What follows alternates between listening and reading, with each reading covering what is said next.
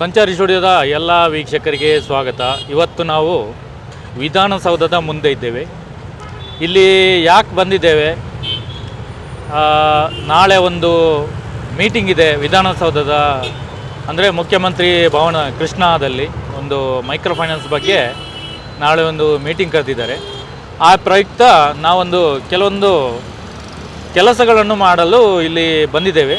ನಾನು ಮತ್ತು ಜೈನ್ ಸರ್ ಇದ್ದಾರೆ, ಈಗ ಬರ್ತಾರೆ ಲೈವ್. ಹಾಗಾಗಿ ಈ SKDRDP ಧರ್ಮಸ್ಥಳ ಗ್ರಾಮಾಭಿವೃದ್ಧಿ ಯೋಜನೆ ಮೈಕ್ರೋ ಫೈನಾನ್ಸ್ ಅಕ್ರಮ ಮೀಟರ್ ಬಡ್ಡಿದಂಧೆ, ಇದ್ರ ಬಗ್ಗೆ ಈಗ ಸಾಕಷ್ಟು ಮೀಡಿಯಾದಲ್ಲಿ 24 ಗಂಟೆ ಅದರ ಬಗ್ಗೆನೇ ಚರ್ಚೆಗಳು ನಡೀತಾ ಇದೆ. ಅದ್ರ ಬಗ್ಗೆ ಎಲ್ಲ ವಿಷಯಗಳು, ಕಿರುಕುಳಗಳು ಎಲ್ಲ ಬರ್ತಾ ಇದೆ. ಹಾಗಾಗಿ ಇವತ್ತು ನಾವು ಅದ್ರ ಬಗ್ಗೆ ತುಂಬ ಮಾತಾಡೋದಿದೆ. ಹಾಗಾಗಿ ಎಲ್ಲರೂ ಆದಷ್ಟು ಬೇಗ ಈ ಲೈವ್ ಕಾರ್ಯಕ್ರಮವನ್ನು ಎಲ್ಲರಿಗೂ ಶೇರ್ ಮಾಡಿ. ತುಂಬ ಉಪಯುಕ್ತವಾದ ಮಾಹಿತಿಗಳನ್ನು ನಾವು ಕೊಡಲಿಕ್ಕಿದ್ದೇವೆ. ಈ ಮೈಕ್ರೋ ಫೈನಾನ್ಸ್ ಏನು ಇದರ ಬಹುಪಾಲು ಒಂದು 99 ಭಾಗ ಅಂತಲೇ ಹೇಳ್ಬೋದು ಆವರಿಸಿಕೊಂಡಿರೋದು ಇದೇ ಧರ್ಮಸ್ಥಳ ಗ್ರಾಮಾಭಿವೃದ್ಧಿ ಯೋಜನೆ SKDRDP BC ಟ್ರಸ್ಟ್ನ ವತಿಯಿಂದ ನಡೆಸುತ್ತಿರುವಂಥ ಅಕ್ರಮ ಮೀಟರ್ ಬಡ್ಡಿ ದಂಧೆ ಯಾವುದು ಧರ್ಮಸ್ಥಳ ಸಂಘ. ಈಗಾಗಲೇ ನಾವು ಅದರ ಬಗ್ಗೆ 1.5 ವರ್ಷದಿಂದ ಹಲವಾರು ಕಿರುಕುಳ ಆಗಲಿ ಅದರ ದಾಖಲೆಗಳಾಗಲಿ ನಾವು ಇದೇ ಸಂಚಾರಿ ಸ್ಟುಡಿಯೋ ಯೂಟ್ಯೂಬ್ ಚಾನಲ್ನಲ್ಲಿ ಪ್ರಚಾರ ಮಾಡಿದ್ದೇವೆ. ಮತ್ತು ಅದರ ಎಲ್ಲ ಮಾಹಿತಿ, ಅಂದರೆ ಯಾವುದೆಲ್ಲ ದಾಖಲೆ ಇದೆ, ಯಾವುದೆಲ್ಲ ದಾಖಲೆ ಇಲ್ಲ, ಮೈಕ್ರೋ ಫೈನಾನ್ಸ್ ಅಂದ್ರೇನು, ಧರ್ಮಸ್ಥಳ ಸಂಘ ಏನು ಅಂದ್ರೇನು, RBI ನಿಯಮದ ಬಗ್ಗೆ, ಸ್ವಸಹಾಯ ಸಂಘದ ನಿಯಮದ ಬಗ್ಗೆ, ಮತ್ತು ಸಾಲ ತಗೊಂಡವರು ಅವರ ಹಕ್ಕುಗಳ ಬಗ್ಗೆ ನಾವು ಆದಷ್ಟು ಮಾಹಿತಿಗಳನ್ನು ಕೊಟ್ಟಿದ್ದೇವೆ. ಆದರೆ ಇವತ್ತು ನಾವು ವಿಧಾನಸೌಧದ ಮುಂದೆ ಯಾಕೆ ಬಂದಿದ್ದೀವಿ ಅಂತಂದರೆ, ಜೈನ್ ಸರ್ ಬರ್ತಾರೆ ಈಗ. ಬನ್ನಿ ಸರ್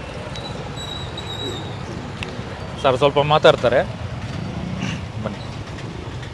ಎಲ್ಲ ನಮ್ಮ ಸೌಜನ್ಯಪರ ಹೋರಾಟಗಾರರಿಗೆ ನಮಸ್ತೆ.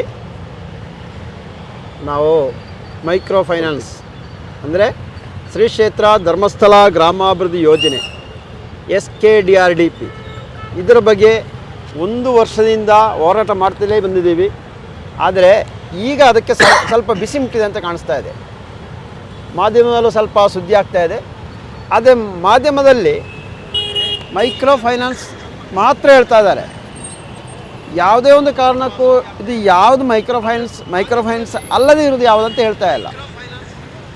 ಇವತ್ತು ಮಾಧ್ಯಮವೊಂದರಲ್ಲಿ ಚರ್ಚೆ ಆಗ್ತಾ ಇತ್ತು. ಮೈಕ್ರೋ ಫೈನಾನ್ಸ್ ನಡೆಸೋರು ಹೇಳ್ತಾ ಇದ್ದಾರೆ, ನಾವು ಕಾನೂನು ಚೌಕಟ್ಟಲ್ಲಿ ಆ ಕೆಲಸವನ್ನು ಮಾಡ್ತಾ ಇದ್ದೀವಿ. ಏನೇ RBIಯಿಂದ ಪರ್ಮಿಷನ್ ತೆಗೆಯದೆ, ಅನುಮತಿ ತೆಗೆಯದೆ ಕೆಲವೊಂದು ಸಂಘಟನೆಯವರು ನಮ್ಮ ಹೆಸರನ್ನು ಕೆಡಿಸೋ ಕೆಲಸವನ್ನು ಮಾಡ್ತಾ ಇದ್ದಾರೆ. ನಮ್ಮಿಂದ ಅವರಿಗೆ ತೊಂದರೆ ಆಗ್ತಾ ಇಲ್ಲ, ಬೇರೆಯವರು ಇದರ ಸಂಬಂಧ ಸೇರಿಕೊಂಡು ಅದರಿಂದ ನಮಗೆ ತೊಂದರೆ ಆಗ್ತದೆ ಅಂತ ಹೇಳ್ತಾ ಇದ್ದಾರೆ. ಅದು ಸತ್ಯ, ಅದೇ 100ಕ್ಕೆ 100% ಸತ್ಯ ಇರೋ ವಿಷಯ ಅಷ್ಟೇ. ಅಂದರೆ ಮೈಕ್ರೋ ಫೈನಾನ್ಸು, ಯಾವುದೇ ಒಂದು ಮೈಕ್ರೋ ಫೈನಾನ್ಸ್ ಇಡೀ ಕರ್ನಾಟಕದ 31 ಜಿಲ್ಲೆಯಲ್ಲೂ ಪ್ರಸರಿಸಿಲ್ಲ. ಅದೊಂದೇ ಒಂದು ಇಡೀ ಕರ್ನಾಟಕ ರಾಜ್ಯದ ಗ್ರಾಮದಲ್ಲೂ ಇರುವಂಥ ಒಂದೇ ಒಂದು ಫೈನಾನ್ಸ್ ಅಂದರೆ SKDRDP ಶ್ರೀ ಕ್ಷೇತ್ರ ಧರ್ಮಸ್ಥಳ ಗ್ರಾಮಾಭಿವೃದ್ಧಿ ಯೋಜನೆ ಅಂತೇಳಿ. ಅಂದರೆ ಹೆಸರು ಮಾತ್ರ ಶ್ರೀ ಕ್ಷೇತ್ರ ಧರ್ಮಸ್ಥಳ ಗ್ರಾಮಾಭಿವೃದ್ಧಿ ಯೋಜನೆ, ಅಲ್ಲಿ ಆಗ್ತಾ ಇರೋದು ಮಾತ್ರ ಅಕ್ರಮ ಬಡ್ಡಿದಂಧೆ. ಅಕ್ರಮ ಬಡ್ಡಿದಂಧೆ ಅಂತ ಹೇಳಿದರೆ, ಒಂದನೇದಾಗಿ ಜನರಿಂದ ವಾರ ಕಿತ್ಕೊಳ್ತಾ ಇರೋದು, ಎರಡನೇದಾಗಿ ದೇಶಕ್ಕೆ ದೊಡ್ಡ ದ್ರೋಹ ಮಾಡ್ತಾ ಇದ್ದಾರೆ.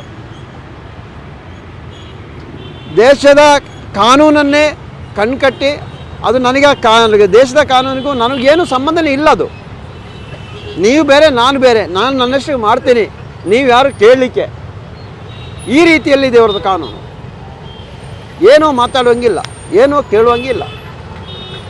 ಇವತ್ತೊಂದು ಸುದ್ದಿ ಆಗ್ತಾ ಇದೆ ನೋಡಿ, ರಾಮನಗರ ಕಡೆ ಕಿಡ್ನಿ ಮಾರಿ ಹಣ ಕಟ್ಟಿದ್ದಾರೆ ಅಂತೇಳಿ. ನಾನು ಈ ಕರ್ನಾಟಕ ರಾಜ್ಯದ ಈ ಬಡ್ಡಿ ದಂಧೆಯಿಂದ ಅಕ್ರಮವಾಗಿ ದುಡ್ಡು ಕೊಟ್ಟು ಬಡ್ಡಿಯನ್ನು ಸಂಗ್ರಹಿಸ್ತಾ ಇರುವ ಸಂಸ್ಥೆಯ ಹೆಸರನ್ನು ಎತ್ತಿ ಹೇಳಿ. ಮಾಧ್ಯಮ ಮಿತ್ರರು ಅದನ್ನೇ ನಾವು ಕೇಳ್ತಾ ಇರೋದು. ನೀವು ಯಾರನ್ನ ಉಳಿಸಲಿಕ್ಕೆ ನೋಡಬೇಡಿ. ತಮ್ಮ ಧರ್ಮ ಏನಿದೆ, ತಮ್ಮ ಕರ್ತವ್ಯ ಏನಿದೆ ಅದು ಮಾಡಿ. ಮಾಧ್ಯಮ ಇರೋದೇನಂತ ಜನರ ಮಧ್ಯೆಯಲ್ಲಿ ಏನಾದಾದರೆ ಅದನ್ನು ಸರ್ಕಾರ ತಿಳಿಸಲಿಕ್ಕೆ, ಸರ್ಕಾರದಿಂದ ಇರೋದು ಜನರಿಗೆ ತಿಳಿಸಲಿಕ್ಕೆ, ಒಂದು ಬಾಂಧವ್ಯವನ್ನು ಬೆಳೆಸಲಿಕ್ಕೆ, ಸತ್ಯಾಸತ್ಯ ಘಟನೆಗಳನ್ನು ತಿಳಿಸಲಿಕ್ಕೆ, ಇದಕ್ಕೋಸ್ಕರ ಮಾಧ್ಯಮದಿರೋದು. ಅದನ್ನು ತನ್ನ ಸ್ವಾರ್ಥಕ್ಕೋಸ್ಕರ ಉಪಯೋಗಿಸಬೇಡಿ. ಇವು ಯಾವ ರೀತಿ ಅಂತ ಹೇಳಿದರೆ, ಮಾಧ್ಯಮದ ಹೆಸರು ಹೇಳಲಿಕ್ಕೆ ಜನರಿಗೆ ನಾಚಿ ಆಗ್ತಾ ಇದೆ. ಏನಕ್ಕೋಸ್ಕರ ಆ ಥರ ಮಾಡ್ತಾ ಇದ್ದೀರಾ? ಏನು ನಾವು ಮಾತ್ರ ಏನು ಸೌಜನ್ಯ ಪರ ಹೋರಾಟಗಾರರು ಹೋಗುವಾಗ ಮಾತ್ರ ಸಿಗ್ತಾ ಇರೋದು, ಈ ಧರ್ಮಸ್ಥಳ ಗ್ರಾಮಾಭಿವೃದ್ಧಿ ಯೋಜನೆಯಿಂದ ಸಾಲ ತಗೊಂಡು ಈ ಥರ ಆಗಿದೆ ಅಂತ ಹೇಳ್ತಾ ಇರೋದು. ತಮ್ಮ ಮಾಧ್ಯಮ ಮುಂದೆ ಎಲ್ಲೂ ಸಿಗ್ತಾ ಇಲ್ವಾ? ಇಲ್ಲ ಅವರೇನಾದರೂ ನಿಮ್ಮ ಮೇಲೆ ಮಾನಷ್ಟ ಕೇಸ್ ಹಾಕ್ಬೋದು ಅಂತ ಭಯನಾ? ಇನ್ನೊಂದು ಅರ್ಥ ಮಾಡ್ಕೊಳ್ಳಿ, ಯಾವುದೇ ಕಾರಣಕ್ಕೂ ನಿಮ್ಮ ಮೇಲೆ ಮಾನಷ್ಟ ಕೇಸ್ ಹಾಕ್ಲಿಕ್ಕೆ ಆಗಲ್ಲ. ಏಕೆಂದರೆ ಅದು ಕಾನೂನು ಚೌಕಟ್ಟು ಇಲ್ಲ. ನಾವೆಲ್ಲ ಹೇಳ್ತಾ ಇದ್ದೀವಿ, ಊರವರು ಹೇಳ್ತಾರೆ, ನಾಡಿನ ಜನ ಹೇಳ್ತಾ ಇದ್ದಾರೆ, ಧರ್ಮಸ್ಥಳ ಸಂಘದ ವಿರೋಧ ಆಗಿ ಏನೋ ಹೇಳ್ತಾ ಇದ್ದಾರೆ ಅಂತೇಳಿ ನೀವು ಹೋಗಿ ಮೈಕ್ ಹಿಡಿದು ಕೇಳಿ. ನಾವು ಏನನ್ನು ಕೇಳ್ತಾ ಇದ್ವಿ ಅದನ್ನೇ ನೀವು ಕೇಳಿ. ಹೌದಾ, ನೋಡಿ ಈ ಥರ ಆರೋಪ ಮಾಡ್ತಾ ಇದ್ದಾರೆ, ಹೌದಾ, ನೀವೇನೋ ಕೇಂದ್ರ ಸರ್ಕಾರ ಗ್ರಾಮೀಣ ಅಭಿವೃದ್ಧಿ ಎಂಬ ಒಂದು ಯೋಜನೆ ತಂದು ಅದನ್ನು ಮಿಸ್ಯೂಸ್ ಮಾಡಿದ್ದೀರಾ? ಕೇಳ್ಬೋದಲ್ಲ, ಯಾಕೆ ಕೇಳ್ತಾ ಇಲ್ಲ? ಮೈಕೆ ನಮ್ಮ ಹತ್ರ ಅಲ್ಲ, ಅವ್ರ ಹತ್ರ ಹೋಗಿ ಇಟ್ಕೊಳ್ಳಿ. ನಮ್ಮ ಹತ್ರ ಕೇಳೋದು ಬೇಡಿ, ನಮ್ಮದು ಯಾರ ಹತ್ರ ಏನನ್ನೂ ಕೇಳೋದು ಬೇಡಿ. ನೀವು ನೇರವಾಗಿ ಅವರಿಗೆ ಒಂದು ಪ್ರಶ್ನೆ ಮಾಡಿ, ದಾಖಲೆ ಕೊಡಿ ಅಂತ ಕೇಳಿ. RBI ನಿಯಮ ಇದೆ ಅಂತ ಕೇಳಿ. ಎಷ್ಟು ಕೋಟಿ ಅವರು RBIಯಲ್ಲಿ ಕ್ಯಾಶ್ ಆಗಿ ಚಲಾವಣೆ ಮಾಡ್ಬೋದು ಅದನ್ನು ಕೇಳಿ. ಸಾರ್ವಜನಿಕರ ಮಾತ್ರ ಬ್ಯಾಂಕಲ್ಲಿ ತೊಂದರೆ ಆದ ಸಾಲದು, ಇಂಥ ಬಡ್ಡಿ ದಂಧೆ ಮಾಡುವವರಿಗೂ ಆಗ್ತಾ ಇರಬೇಕು. ಅದಕ್ಕೋಸ್ಕರ ನಾವು ಇವತ್ತು ನೋಡಿ ಒಂದು ವರ್ಷದಿಂದ ನಮ್ಮ ಹೋರಾಟದಲ್ಲಿ ಇಡೀ ಕರ್ನಾಟಕ ರಾಜ್ಯದ ಪ್ರತಿಯೊಂದು ಅಧಿಕಾರಿಗೂ, DC ಆಗಲಿ, SP ಆಗಲಿ, ಆ ಮುಖ್ಯ ಕಾರ್ಯದರ್ಶಿಯವರು, ಉಚ್ಚ ನ್ಯಾಯಾಲಯ, ಇದೇ ಥರ ಎಲ್ಲರಿಗೂ ಮನವಿ ಮಾಡಿದ್ದೀವಿ. ಮನವಿ ಮಾಡಿ ಏನೋ ಒಂದು ಲೆಟ್ರ್ ಕಳಿಸಿ, ನಾವೇನೋ ಸುಮ್ಮನೆ ಎಲ್ಲೋ ಮನೆಯಲ್ಲೇ ಕೂತಿಲ್ಲ. ಒಂದೊಂದು ನಿಮಿಷನೂ ಅದರ ಕೆಲಸನೇ ಮಾಡ್ತಾ ಇದ್ದೀವಿ. ಒಂದೊಂದು ನಿಮಿಷನೂ ಅದರ ಕೆಲಸ ಮಾಡ್ತಾ ನೋಡಿ, ಇಷ್ಟು ದೊಡ್ಡ ಒಂದು ಬುಕ್ಲೆಟ್ ಮಾಡಿದ್ದೀವಿ. ಇಷ್ಟು ದೊಡ್ಡ ಒಂದು ಬುಕ್ಲೆಟ್ ಮಾಡಿ ಇವತ್ತು ಕರ್ನಾಟಕ ರಾಜ್ಯದ ಕೆಲವೊಂದು ಅಧಿಕಾರಿಗಳ ತಪ್ಪಿಸಲು 15-16 ಬುಕ್ಲೆಟ್ ಮಾಡಿ ಎಲ್ಲ ತಗೊಂಡೋಗಿ ಕೊಟ್ಟು ಬಂದಿದ್ದೀವಿ.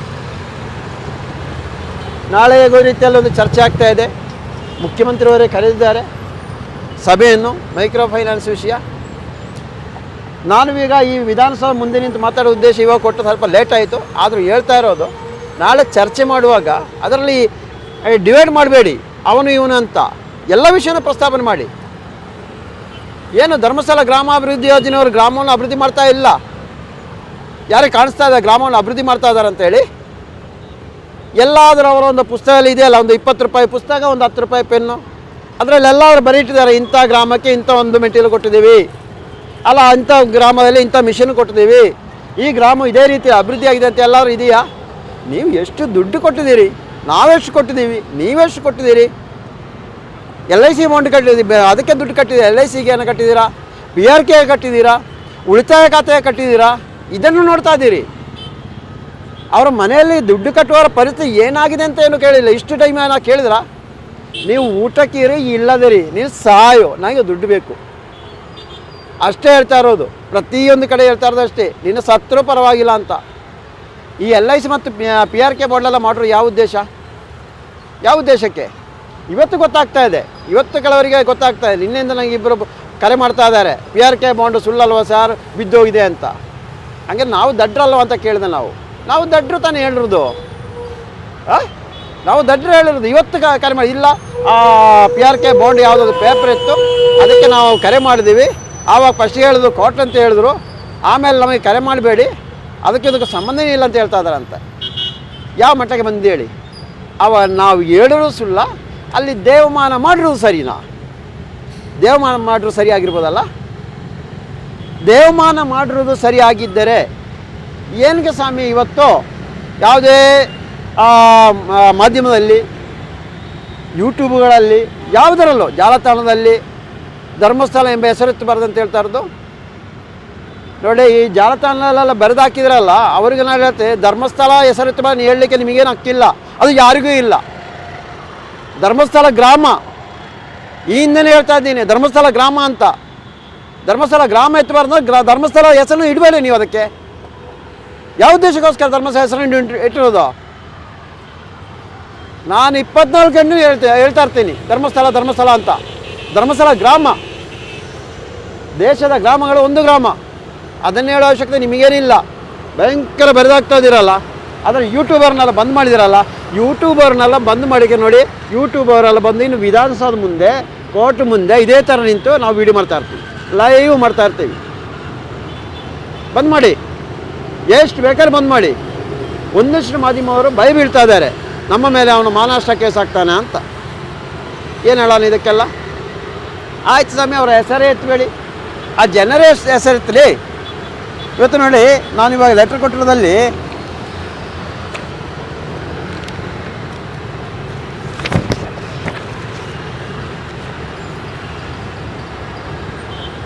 ಕಾಣಿಸ್ತಾ ಇಲ್ಲ ಎಷ್ಟು ಲೆಟ್ರ್ ಕೊಟ್ಟಿದ್ದೀವಿ ಅಂತ.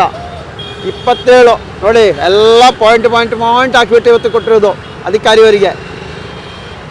ಏನೋ ಒಂದು ಪುಸ್ತಕ ತಗೊಂಡೋಗಿದ್ದು ಧರ್ಮಸ್ಥಳ ಗ್ರಾಮಾಭಿವೃದ್ಧಿ ಯೋಜನೆ ಸರಿ ಇಲ್ಲ ಅಂತ ಅಲ್ಲ, ದಾಖಲೆ ಸಮೇತ ಕೊಟ್ಟಿರೋದು.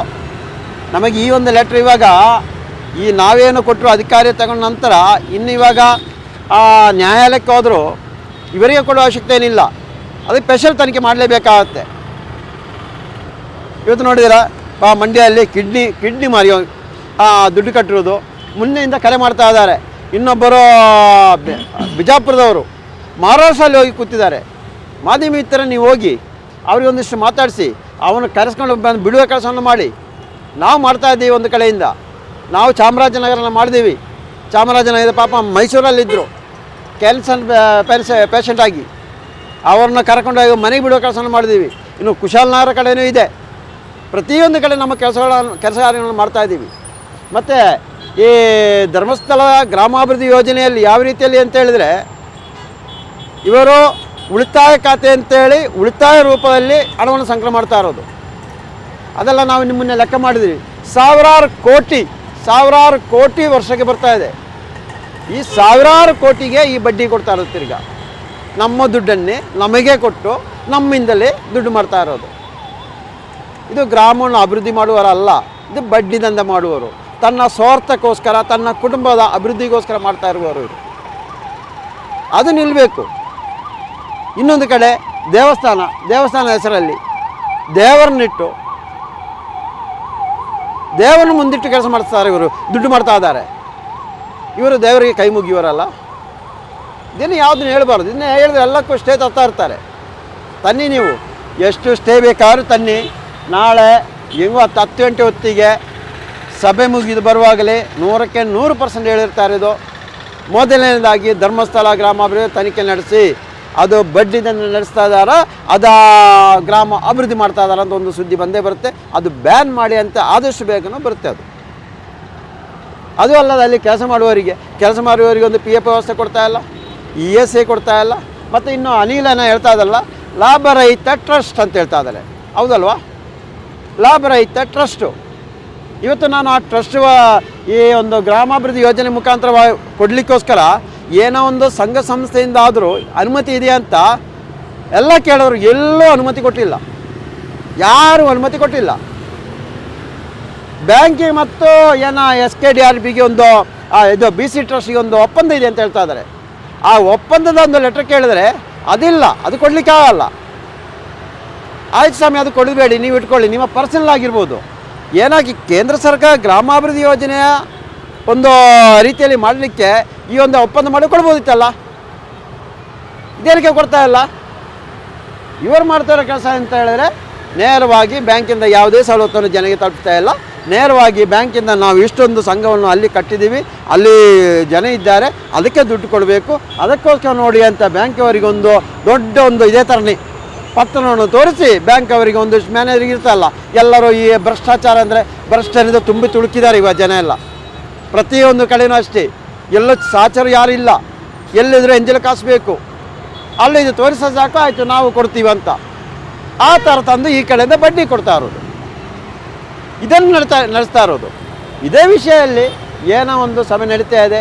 ಈ ಸಭೆಯಲ್ಲಿ ಪ್ರಸ್ತಾಪನೆ ಮಾಡಬೇಕು ಮುಖ್ಯಮಂತ್ರಿಯವರು, ಇದಕ್ಕೆ ತನಿಖೆ ಬಿಡಬೇಕು. ತನಿಖೆ ಮಾಡಿ ಇದು ಕಾನೂನು ಚೌಕಟ್ಟನ್ನ ಮೀರಿಯನ್ನು ಕೆಲಸ ಮಾಡ್ತಾ ಇದ್ದಾರೆ, ಅದು ಬ್ಯಾನ್ ಮಾಡಬೇಕು. ಅದು ಆಗಲೇಬೇಕು. ನಮಗೆ ಗೊತ್ತಾಗ್ಬೋದಾದ್ರೆ ಇಷ್ಟೆಲ್ಲ ಓದಿ ತಿಳಿದು ಈ ಒಂದು ನೋಡಿ ದೇವರ ಕೆಲಸ ಸರ್ಕಾರ ಕೆಲಸ ದೇವರ ಕೆಲಸ ಅಂತ ಬರೆದಿಟ್ಟಿದ್ದಾರೆ. ಆಗ ಅದರಲ್ಲಿ ಕೂತವ್ರಿಗೆ ಗೊತ್ತಾಗಲ್ವಾ? ನಮಗೆ ಈ ದಡ್ರಿಗೆ ಇಷ್ಟೆಲ್ಲ ಗೊತ್ತಾಗೋದಾರೆ ಇದನ್ನು ಮಾಡಿಸಿ. ಅದು ಅಲ್ಲ, ಮಂಜುನಾಥ ಸ್ವಾಮಿ ಹೆಸರನ್ನು ಇಟ್ಬಿಟ್ಟು ಬಡ್ಡಿ ದಂಧೆ ಮಾಡು, ಅದನ್ನು ನಿಲ್ಲಿಸಿ. ಇವಾಗ ಹೇಳ್ಬೋದು ಪಾಪ ಅವರಿಗೆ ಕೆಲಸ ಇಲ್ಲ, ಯಾರೋ 40,000 ಕೆಲಸಗಾರರು ಇದ್ದಾರಂತ. ನೋಡಿ ಸ್ವಾಮಿ, ಅವರಿಗೆ ಕೆಲಸನೇ ಕೊಡಿ, ನೇರವಾಗಿ ಕೆಲಸ ಕೊಡಿ. ಇವರು ಏನು ಮಾಡ್ತಾಯಿದ್ರು, ಏನು ಈ ಬಿ ಸಿ ಟ್ರಸ್ಟ್ ಅಂತ ಹೇಳ್ತಾ ಇದ್ದಾರೆ, ಬಿ ಸಿ ಟ್ರಸ್ಟ್ ಮುಖಾಂತರ ದುಡ್ಡು ಕೊಡೋ ವ್ಯವಸ್ಥೆ ಮಾಡ್ತಾ ಇದ್ರಲ್ಲ, ಅದೇ ಕೆಲಸವನ್ನು ಸರ್ಕಾರ ಮುಖಾಂತರ ಮಾಡೋ ಕೆಲಸ ಮಾಡಿ. ಸರ್ಕಾರಕ್ಕೆಲ್ಲ ಬ್ಯಾಂಕ್ಗೆ ಒಂದು ಅಟ್ಯಾಚ್ಮೆಂಟ್ ಮಾಡೋ ರೀತಿಯಲ್ಲಿ ಅವ್ರನ್ನ ಆ ರೀತಿಯಲ್ಲಿ ಕೆಲಸಕ್ಕೆ ತಗೊಳ್ಳಿ. ನೀವು ಆ ರೀತಿಯಲ್ಲಿ ಮಾಡ್ಬೋದಲ್ಲ. ಅವರೊಂದು ಕೆಲಸ ಕೊಟ್ಟಂಗಾಗುತ್ತೆ.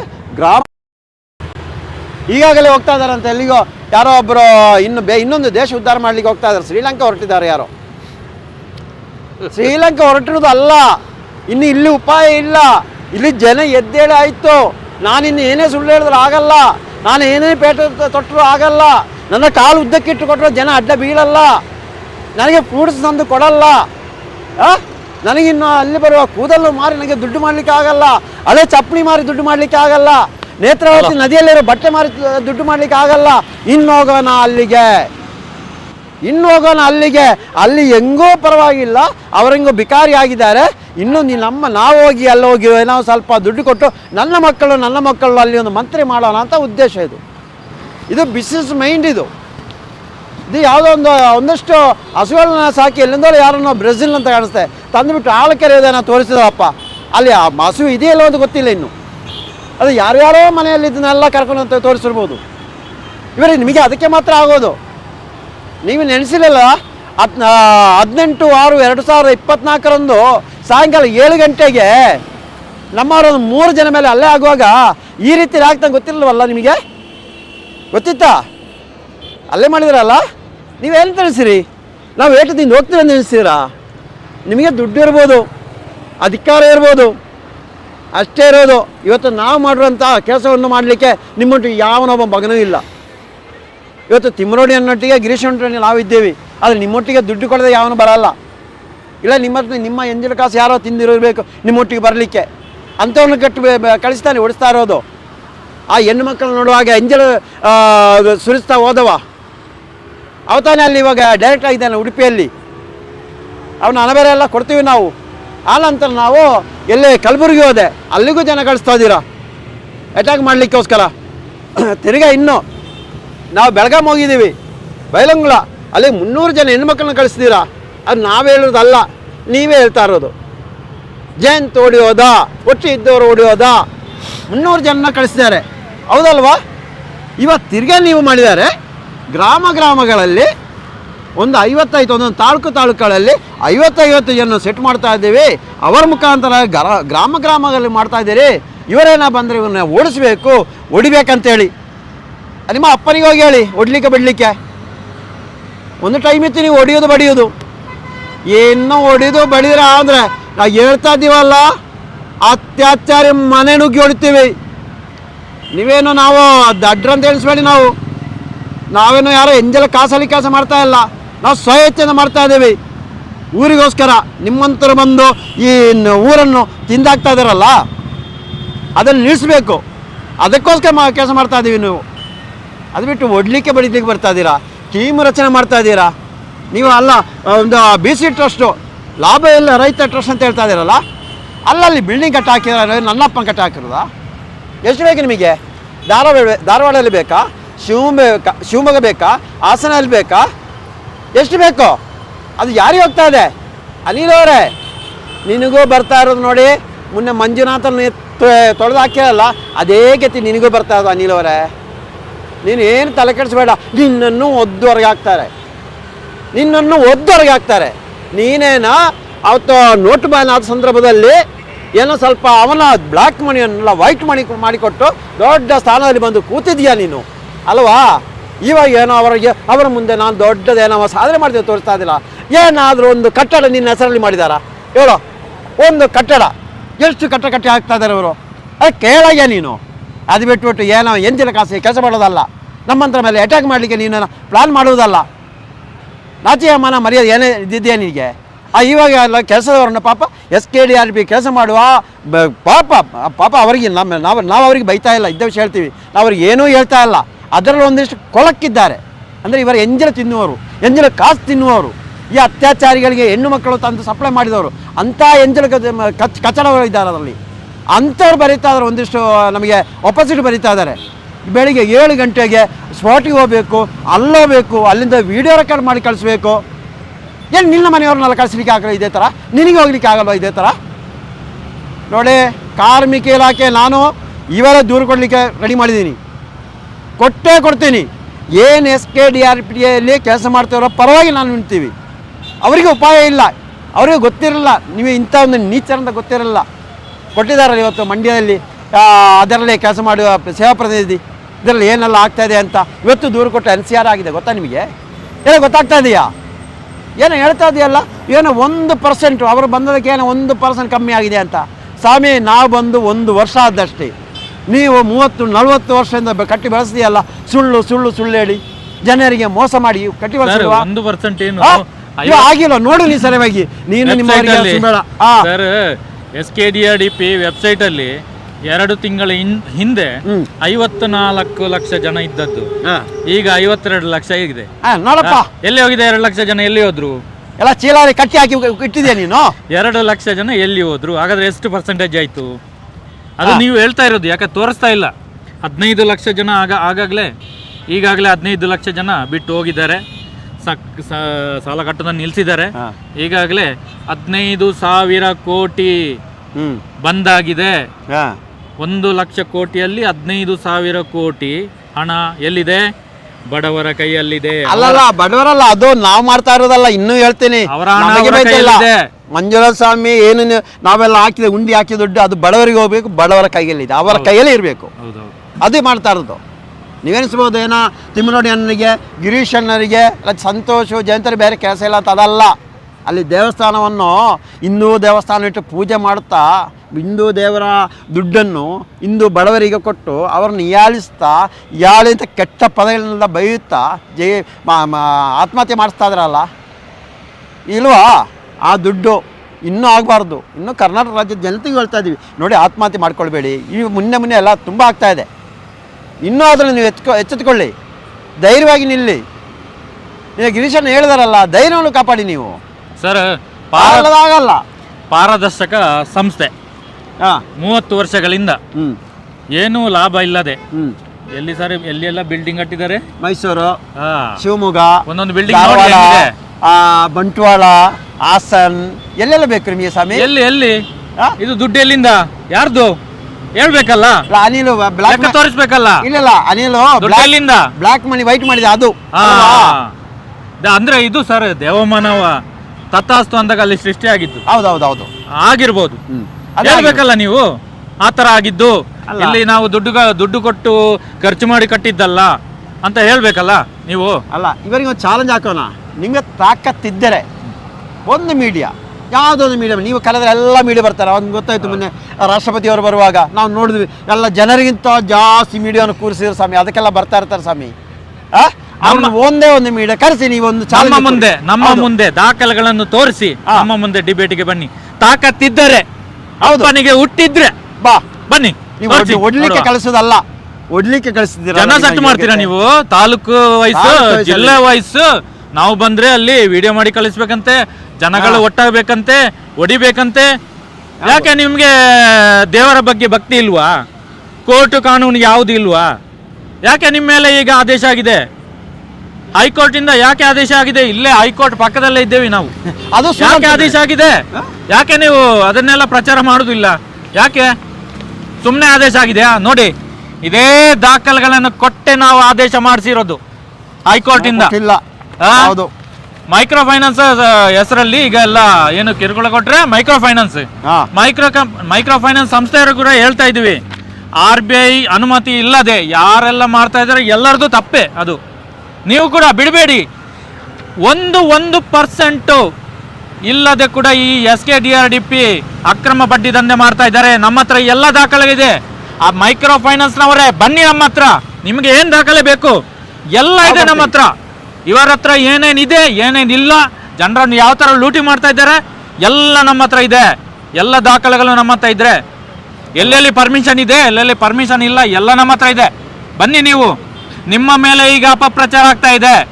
ಹೌದು, ಯಾಕಂದ್ರೆ ನಾವು ಈಗ ಮೊನ್ನೆ ಇಲ್ಲಿ ಚಾಮರಾಜನಗರ ಹೋದಾಗ ಕೂಡ ಅಲ್ಲಿ ಒಂದು 2-3 ಪತ್ರಿಕೆಯಲ್ಲಿ ಮಾತ್ರ ಧರ್ಮಸ್ಥಳ ಸಂಘದ ಹೆಸರು ಹಾಕಿದ್ದಾರೆ ಬಿಟ್ರೆ ಮತ್ತೆ ಎಲ್ಲ ಹಾಕಿದ್ದು ಮೈಕ್ರೋ ಫೈನಾನ್ಸ್. ಹೌದು, ಮೈಕ್ರೋ ಫೈನಾನ್ಸ್ ನಾವು ಕೇಳಿದಕ್ಕೆ ಅವ್ರು ಹೇಳ್ತಾರೆ ನಮ್ಮ ಮೇಲೆ ಹೈಕೋರ್ಟ್ ಇದಾಕಿದ್ದಾರೆ,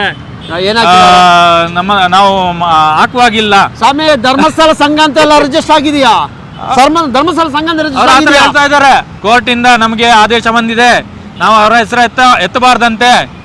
ನಮ್ಗೆ ನೋಟಿಸ್ ಬಂದಿದೆ, ಹಾಗಾಗಿ ನಾವು ಮಾತಾಡುವಾಗಿಲ್ಲ, ಮೈಕ್ರೋ ಫೈನಾನ್ಸ್ ಅಂತ ಹಾಕ್ತಿವಿ ಅವ್ರು ಹೇಳ್ತಾ ಇದ್ದಾರೆ. ನಿಮ್ಮ ಜೀವನವೇ ಆ ಕೋರ್ಟ್ ನೋಟಿಸ್ ಅಲ್ಲಿ 99% ಈಗ ಏನು ಮೈಕ್ರೋ ಫೈನಾನ್ಸ್ ಅಂತ ಹೇಳಿ ಕಿರುಕುಳ ಆಗ್ತಾ ಇದೆ ಎಲ್ಲ ಇದು ಧರ್ಮಸ್ಥಳ ಸಂಘದಿಂದಲೇ.